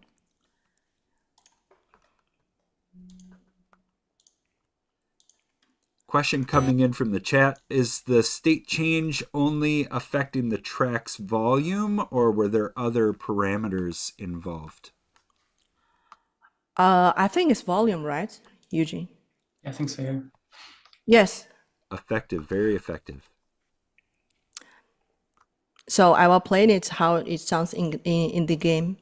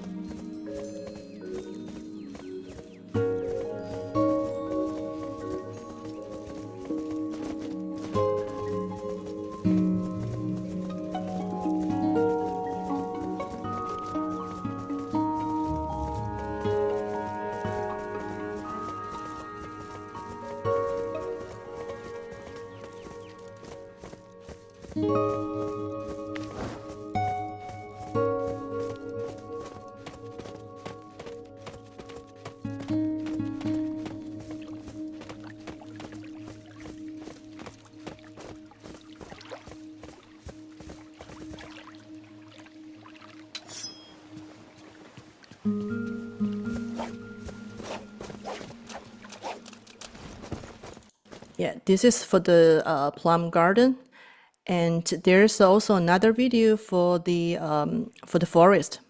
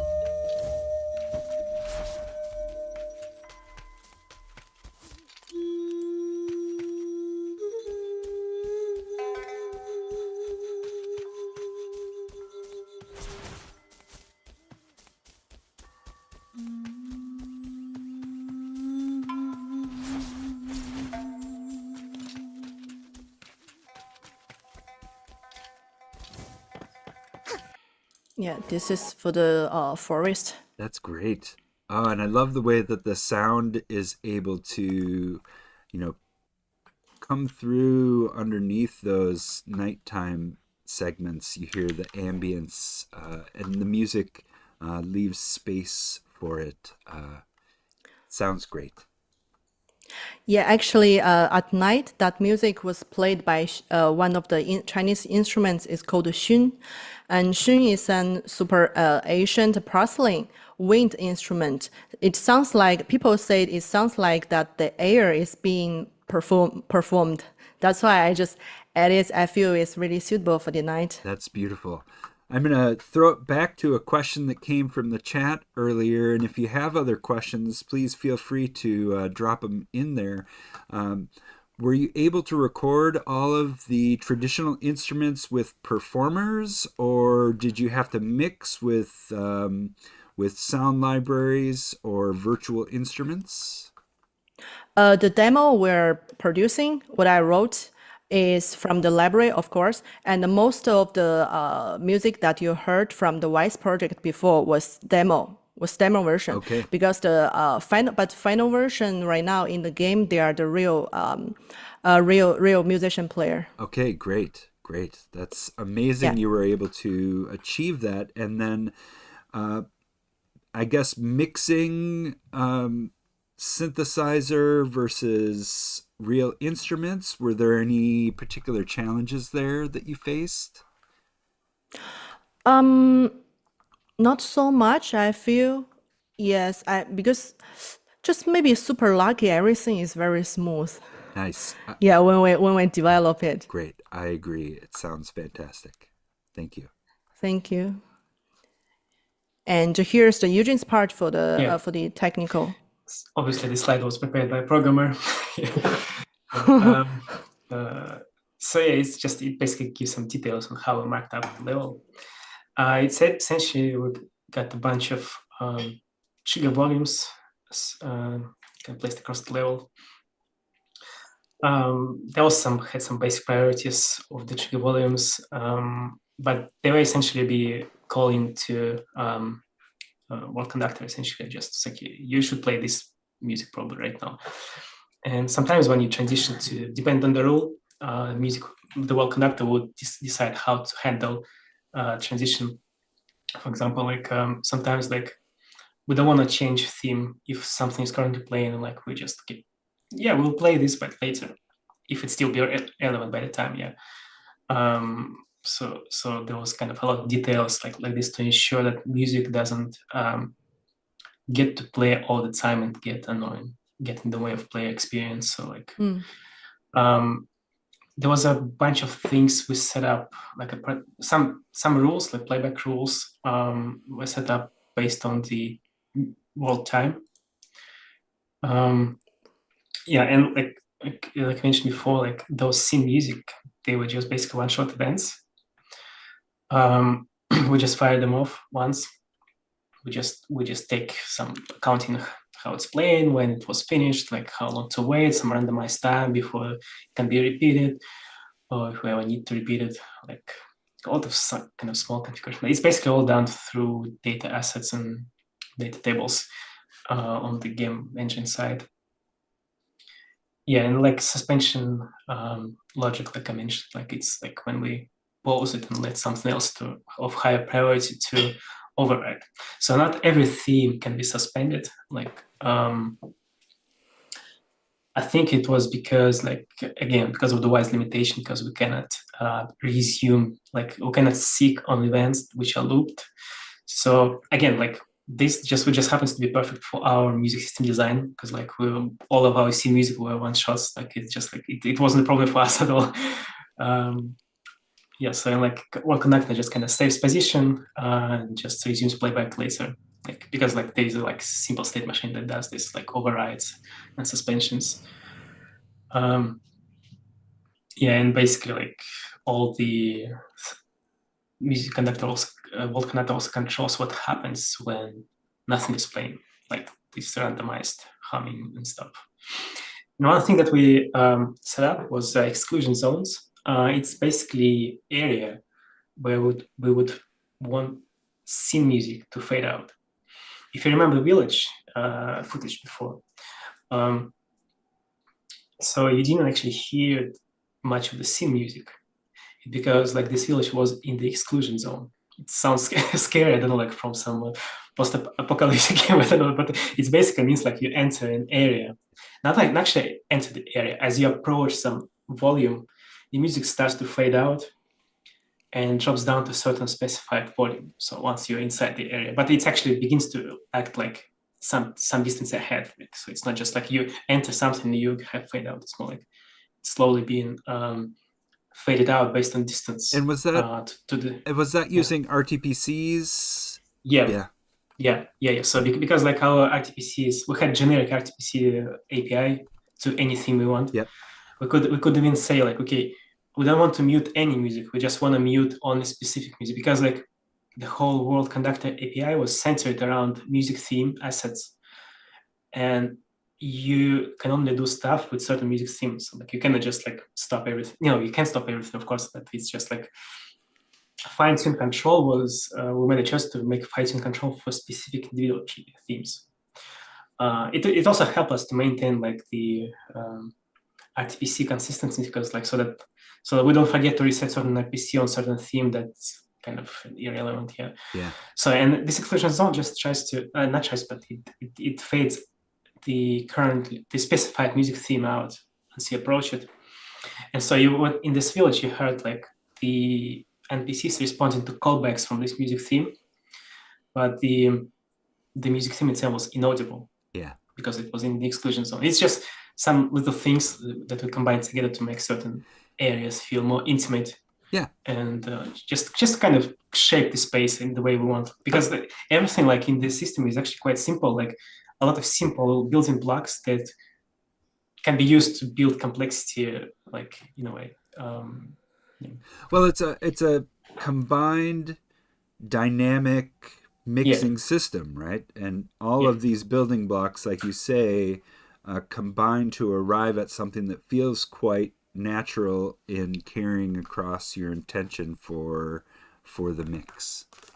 Yeah, another part for it was like how we handled like those simple like side chains and interactions between different types of music, like in the mixer hierarchy. So we also like I remember Alice mentioned before, like when she was showing the one of these callback features. That it was kind of effect was kind of subtle. Like you could hear the humming of your entourage character, but that was the point. Like, so we didn't want to like breathe everything in your face. We want everything to be smooth. So that it's not like distractive from anything. It's just like it's there. You can notice it, but like it's not in your face all the time. We don't want to show off the music system features all at the very corner. Yeah. So yeah, and the last point about band music, I think I already mentioned how I manage them. So basically, just independent things that we just sometimes we bind them together to see music, and they just basically they work like together at the same time, kind of in parallel, and managed by World Conductor in parallel, kind of at the same time, but they're kind of independent. Yep. I did have a question about, what interaction between other gameplay systems and something like band music. Like, are there things tied into animations that are playing sounds as well? Yeah. A really awesome example. So unfortunately, this quest, so there was one bespoke quest which we made like integration with the Unreal level sequences, which for those who don't know, Unreal is basically like cinematics inside the game. So unfortunately, this part was cut from the game, like the quest itself. But the way, so like at certain point in the quest line, you could notice a drum loop playing in a town, basically. And it's basically the aim was to attract you to this location. As soon as you reach certain vicinity of there was an arena nearby. You kind of start seeing the cinematic. And the thing, like this cinematic, you start like by hearing the same like drum loop. It's still positioned, but at a certain point, it's a 3D. Yeah, it's just 3D. Also, your camera angle changes. You also hear the changes, but at some point in the cinematic, in the level sequence, we just transition this music from 3D to 2D, and we also changed this, switch the music to progress it to a next level. Like, so there was like, it was just like probably like a cinematic experience. There also a fight happening on the scene, and the fight ends with a hit to like a gong, right? Yeah. And if you probably guessing, like, this is pretty hard to synchronize this exact moment in time when gong happens on visuals and with the with the music. So because music also ends with a gong, the same kind of what was the idea. And it was challenging because technically our music started before the cinematic, so there was no way for us to synchronize it later with the timeline, because the music already started. We don't know where it's playing once the player reached the destination.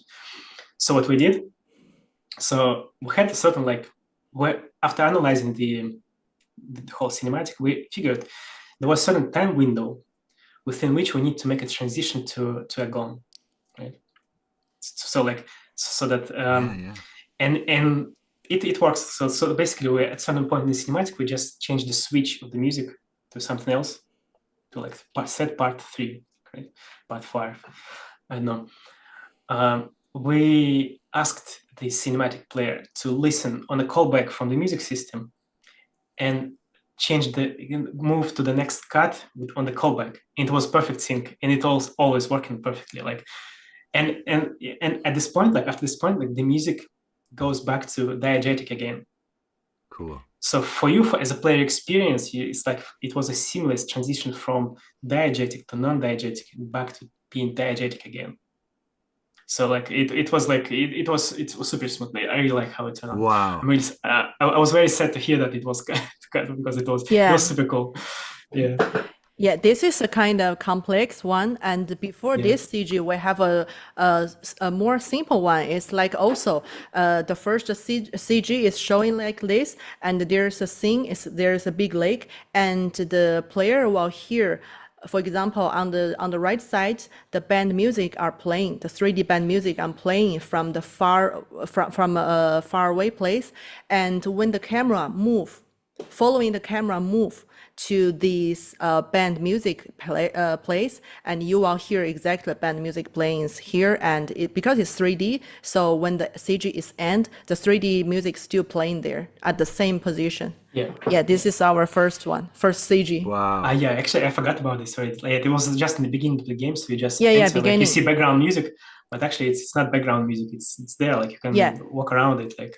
Yeah, there's no background music no any background music, only the 3D music positioning, 3D music, and when you're close to it, you will hear it more clear.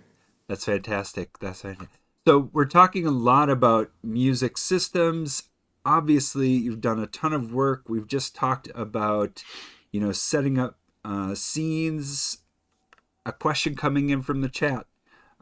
Did you have any constraints on CPU processing for music, for audio in general, or, certain limitations like the music system should not pass 8% of CPU in specific zone?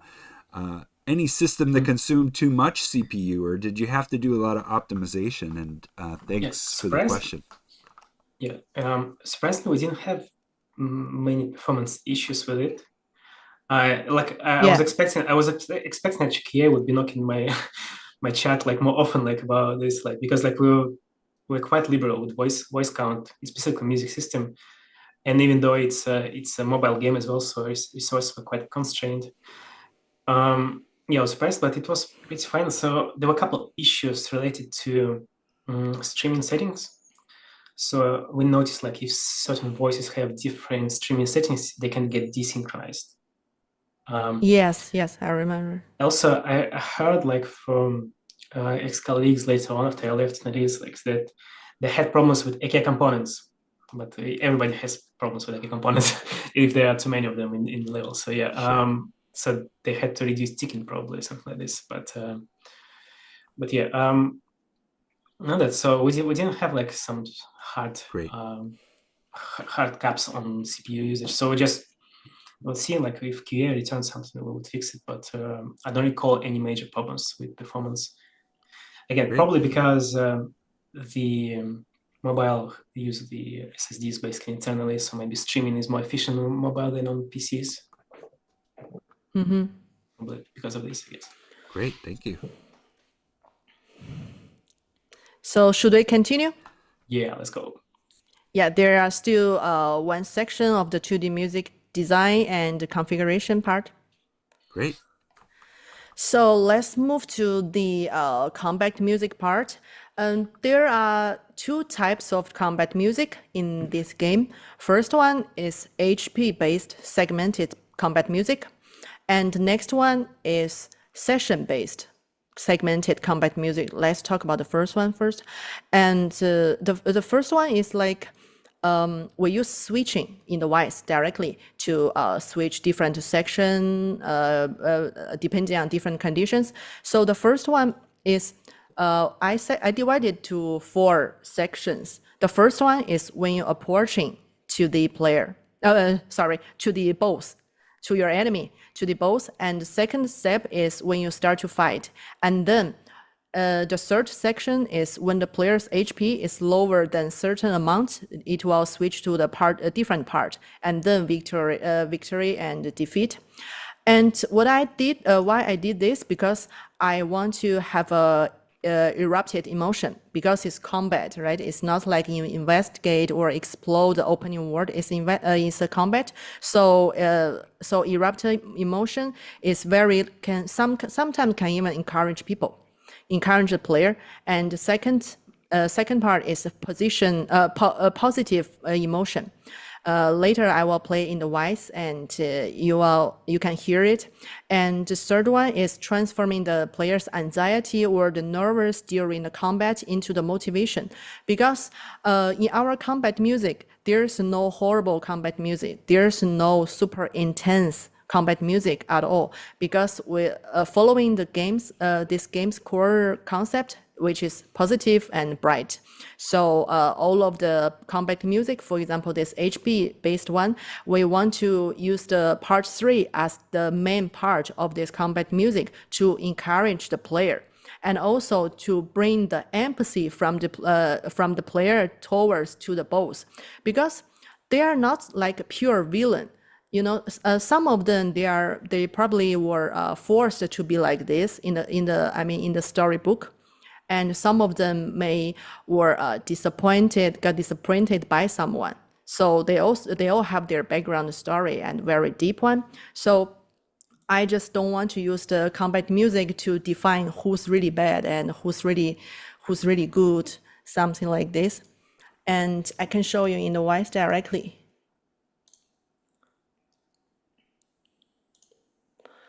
For example, for this character, there are so many parts you can see here. From part 01 to part 05. First one is like what I said, when you approach to this boss, and when that range already recognize you are getting approached to them, so it will trigger the part 1. And part 2 is when you start to fight him. Third one, part 3 is what I said is their main part, when your and also when your HP is lower than 40%, because most of the time when the player almost dead, their music will be like more intense and more horrible, but our one is quite opposite. And 04 and 05, they are represent victories and defeat. So let's listen to the first one.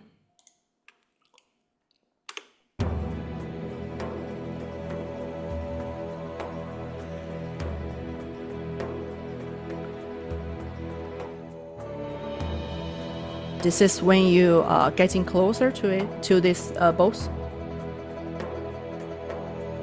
Next one. When you start to fight.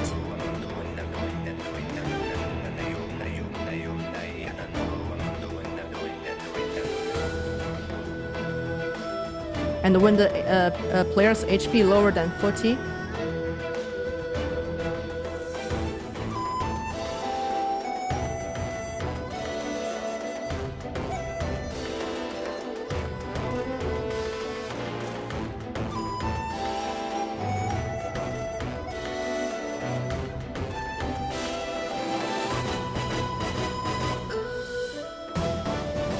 We just use pretty emotional and very memorable melody to instead of some very intense part. And another example for this character as well.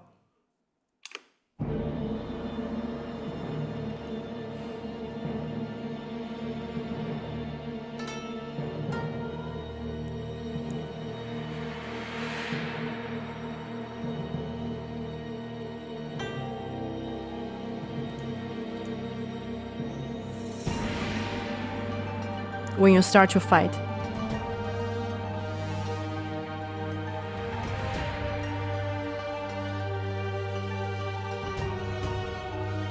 And when you're almost dead.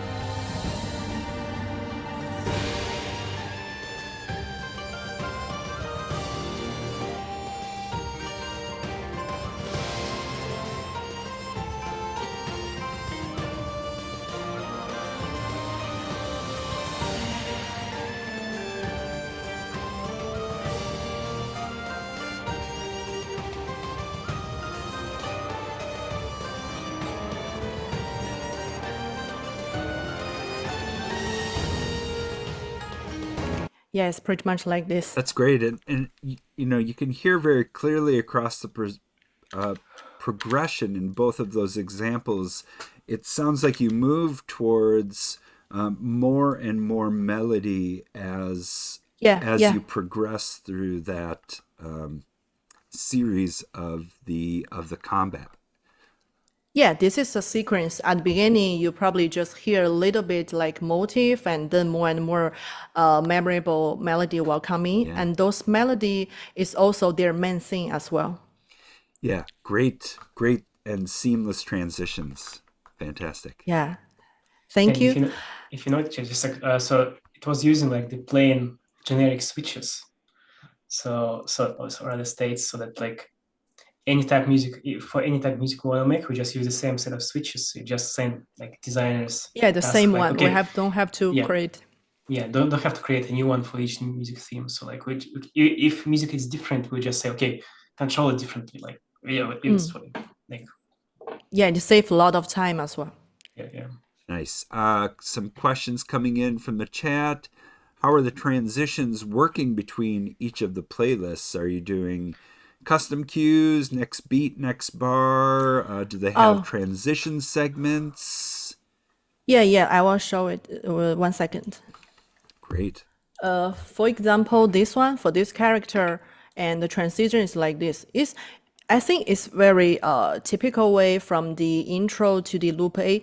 Intro means part 1, loop A part 2, loop B part 3, and it's like this. I just name it differently. And they all next beat, yes. Great. Yeah, they all trigger at next beat. And so you have this transition system within Wwise between the different states. You also have transitions that you're managing outside of conductor, outside in the conductor, but those are more for between different scene musics. So you're using transitions in Wwise in this way, and transitions in conductor are separate. So you can say like conductor just transitions between different music themes, which could be like scene music, could be like combat music and stuff. But these mini transitions that are shown right now, we consider as a control of the currently playing music theme. So it's more like, so like, I know we're playing this music and gameplay code wants to control it. So we can just say, okay, this sequence of switch changes you have to follow in order to achieve this and this, for example. So a conductor doesn't care about this, because for conductor it's just like arranging transition between them. But I probably mention later on my slides. Okay, great. Yeah, okay. So next one is session-based segmented combat music. And very similar, but different way is like the function that we did before for some of the synchronization function. Like we put some mark on the downbeat in the Wwise. And for one of the function, I think Eugene already mentioned, and it's like when we start to fight, and people, the player will hear from the start of the music, combat music, yes. But this type of music, they're divided by different sessions. The first session and the second session, they are super short. So when you hear, when the first combat session already ends, the combat music actually fade out seamlessly as usual. And when you start the session 2 again, you will hear the combat music start to play at the position that where you stopped from the previous session. And then just in a loop is like this. It's not like we finish the session and then we will stop the music completely, and later when we play session B, they will play from the beginning again. No, it's not like this, because we feel it's very repetitive, so that's why we change to this way. And also for the design and the composition part is all of this type of session-based combat music. They are filled with enjoyment and positive emotions, and you can hear different phrases, different music phrases in each sessions as well. Yes, and I can show you in the Wwise. Great. Fast, very fast. For example, this one, and you can see all of those downbeat mark, right? Yeah. Yes, it's like, for example, this one.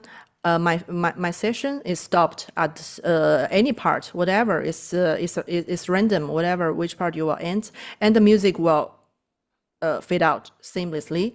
And then, for example, your game session is stopped here, and later when you restart the session 2, you will hear from here. You will hear from the combat. From the next one. I think it's from. Oh yeah, no. From the combat 05. If you're in the middle of here. Yeah, if it will begin at the next queue, not previous next queue. Yeah. Perfect. And if you stop here, of course, the music later will stop from here. Yeah. And here's a video to show.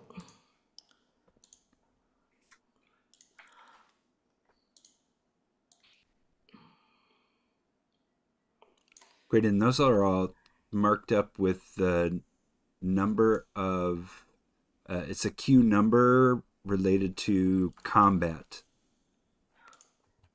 And Yes. great, that makes sense.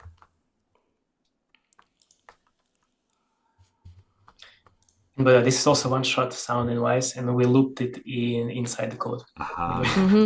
Actually works pretty well.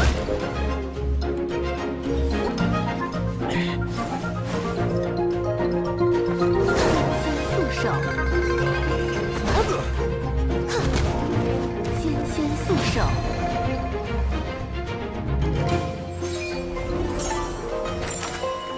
消息来路可靠。剑绝天外云，剑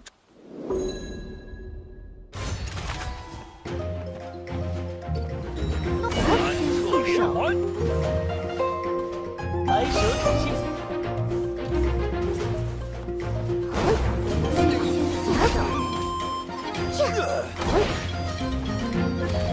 纤纤速手，江湖小报。 Yeah, it's like this. Fantastic. Yeah, that's great. So actually, this can also avoid that some of the player really tired of listening the same music within one combat round, because one combat round is divided to multiple different sessions.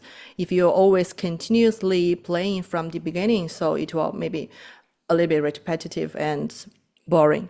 Yeah, totally. It's a common, easy thing to just fall back to the beginning of a piece and start it over from the start. And sometimes there's a good reason for it. And when it comes to music that you're hearing repeated like that, I think you made a smart choice. Was there a decision behind playing the next cue instead of the previous cue coming in from the chat? And again, good to see you, Guido. So I think the idea was like, so these are just repetitive engagements, and we want to have a feeling that like we just left them over and continue them later. Yeah. So like the music continues on the next section. It's in the next section is the logical like evolution of the previous one. So like you kind of feel that you hear something familiar, but like it's changed already. Kind of you recognize it, and you still acknowledge the change as well. So like that's how I understood this. I mean, this is how my interpretation of it. I'm just a programmer, you know. And it's also not like one phase of the combat music, and later when you start another session, you will jump randomly. It's not randomly. It's with the order. Yeah, one section by section like this. And we also, because considering the duration of each session is very short, and plus the interface, you can see it was set to be switched. That's why we designed like this. Otherwise, if the session is super long or the interface will change differently, maybe we will design differently as well. Yeah, so that seems like a very clear decision based on the gameplay, and really works. Mm-hmm. Yeah, it's actually this slide explains differences. So like there were two music. If you notice, like there were two types of music, combat music implementation in Wise. They're very different. Like in Counters, which is like one shot, another one like was just kind of traditional Wise switch container, but kind of small in a way. So and we just use different conductors for them. Conductor is like in the middle way between world conductor and music source. So it's like, so we just changed implementation, how the theme is structured internally, and that's basically it. It was very easy to implement, like because like each individual thing was pretty small amount of code, or the blueprints from in my case, and like we can just swap them around for depending on the type of music we are aiming for. And for the music theme asset, it like, so the music theme assets that we used to like define music, like with the events stuff, they didn't know anything about it. So it was a decision for us when we were setting up the music on the level, like to define how they're gonna play. And maybe I should mention about transitions. Yeah, conductor, because like it doesn't just crossfades between music themes. So there is some logic inside to make transitions more smooth, even though like we are changing between two independent themes completely. So it was basically simple, like we're waiting for callback on the beat, then start fade out. Then after certain pause, we start fading on the next one, possibly on the beat or something. And there is a possibility to play some stinger in between them. Just sometimes I would start testing something. For example, I would ask Alice like, okay, this transition sounds empty. Like, make some stinger for me to mask the transition. And so she would prepare something that would be fit to both music themes. I don't know how she does this, but yeah, whatever. So like, yeah, it works. Yeah, it's pretty unnoticeable, like with simple fade outs, so just the schedule of fade outs and stuff like this. Yeah, so yeah, basically like some stateful transitions happening on the conductor side. Yeah, and with the implementation that we've seen so far, we've had some conventions how we should use Wwise and how we should implement certain specific themes. Like, so we had documents for each type of music. Like, okay, if you're making this in country music, this is how you place cues, callback cues. And for this one, you set up this one, use these switches for this part or whatever. So, and so yeah, it's basically just mentioned like what generic RTPCs or volumes or switches each specific theme should use. And also our cues have prefixes, and they mean different things depending on the context. Sometimes if we want to inform music conductor about the current like harmony of the music, they will prepend this with chord or something like this. Yeah, that's basically it. Just a lot of workflows in Wwise to and rules how to implement stuff to actually fit within the system. Yeah. But overall, each individual music theme was quite simple, so it wasn't obnoxious to set everything up because like the scope of each music theme was small. Yeah, and I'm always a big fan of naming standards to help communicate across the team, you know, what the intention is in different parts of the hierarchy. I think if you start with strong naming standards that people can understand, then they can make the right choices and do the right things. Yeah. And I think the next slide mentions something that I already explained before and spilled the beans. So I guess that's it for our presentation already. Yeah. Great. Yeah, but we also have something, so many functions that we want to do, and we have already prepared, but never finish in the game because some different reason. And but it's okay. It's still in our mind. For example, do you remember Eugene that's playing instrumental playing? Yeah. It was following the chord progression. So we will put the band music is playing right there, and beside them there's a solo instrument, and the player can play it. And when you pick it up and start to play it, it's a random note, but note is following and is following the harmonic progression of the band music, something like this. Actually, what happened there? Like I remember you sent me a very detailed instructions how the notes should be ordered according to rules. Like, yeah. So like it's not just random, but it was actually based it's on not some random. Rules, like, It's based on the chord harmonic progression, because each chord maybe have several notes that people will hear very comfortable and correct, and you will also play randomly within this restriction of the notes. Yeah, and I think there was some kind of order to this notes within certain chord, I remember. So we couldn't play like notes that are close to each other. So I don't remember what it is. It's very complicated rule. Yeah. It was erased from my memory by this time already. That's fantastic. And again, some of these things I imagine, you know, you'll carry forward as techniques in the next games that you work on together, continuing to reach for these ideas. Yes, exactly. Great. And we are so happy that we had worked together for this game, and those years are very precious for me as well, Yeah, because all it of was us super work fun. Yeah. together.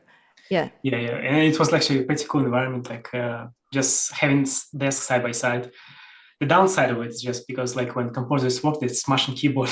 Like, sometimes I think something knocks in my head, like, what's happening? Yeah, because I was just sitting right beside him, and I was always composing music, and he probably think what she's doing there. Yeah, it was like is it the construction. Yeah, it's right. It's okay. Yeah. I shouldn't worry. Yeah. We shouldn't evacuate. It was pretty fun. Yeah, pretty fun memories. That's great. Yeah. We can clearly hear so much of that emotion in the soundtrack for Condor Heroes. It is a fantastic, just masterwork of dynamic music implementation. This 2D and 3D blend that you achieved is fantastic. The collaboration the two of you shared, working alongside of each other, and then abstractly even working remotely alongside of each other, I think clearly comes across in the result of your work together. We have one more question coming in. Was there a specific problem that required you to build a custom tool inside of Wwise? Guido. Yeah, so Yeah. like streaming problem, like I mentioned before. So because so if you notice, like in the Wwise project, when Alice was showing, like there is like a top menu, like music tools. So like it was like YP add-ons. So, and we use it to ensure that all music has the same streaming setting, because it was very important for synchronicity of the music tracks. I don't recall. Yeah, I mean, conductor sequencer probably was one of the tools, like, because it was like basically built on top of the system just to control linear sequences more efficiently, more conveniently. Like, Yeah. maybe something else, but Yeah. it's been a while.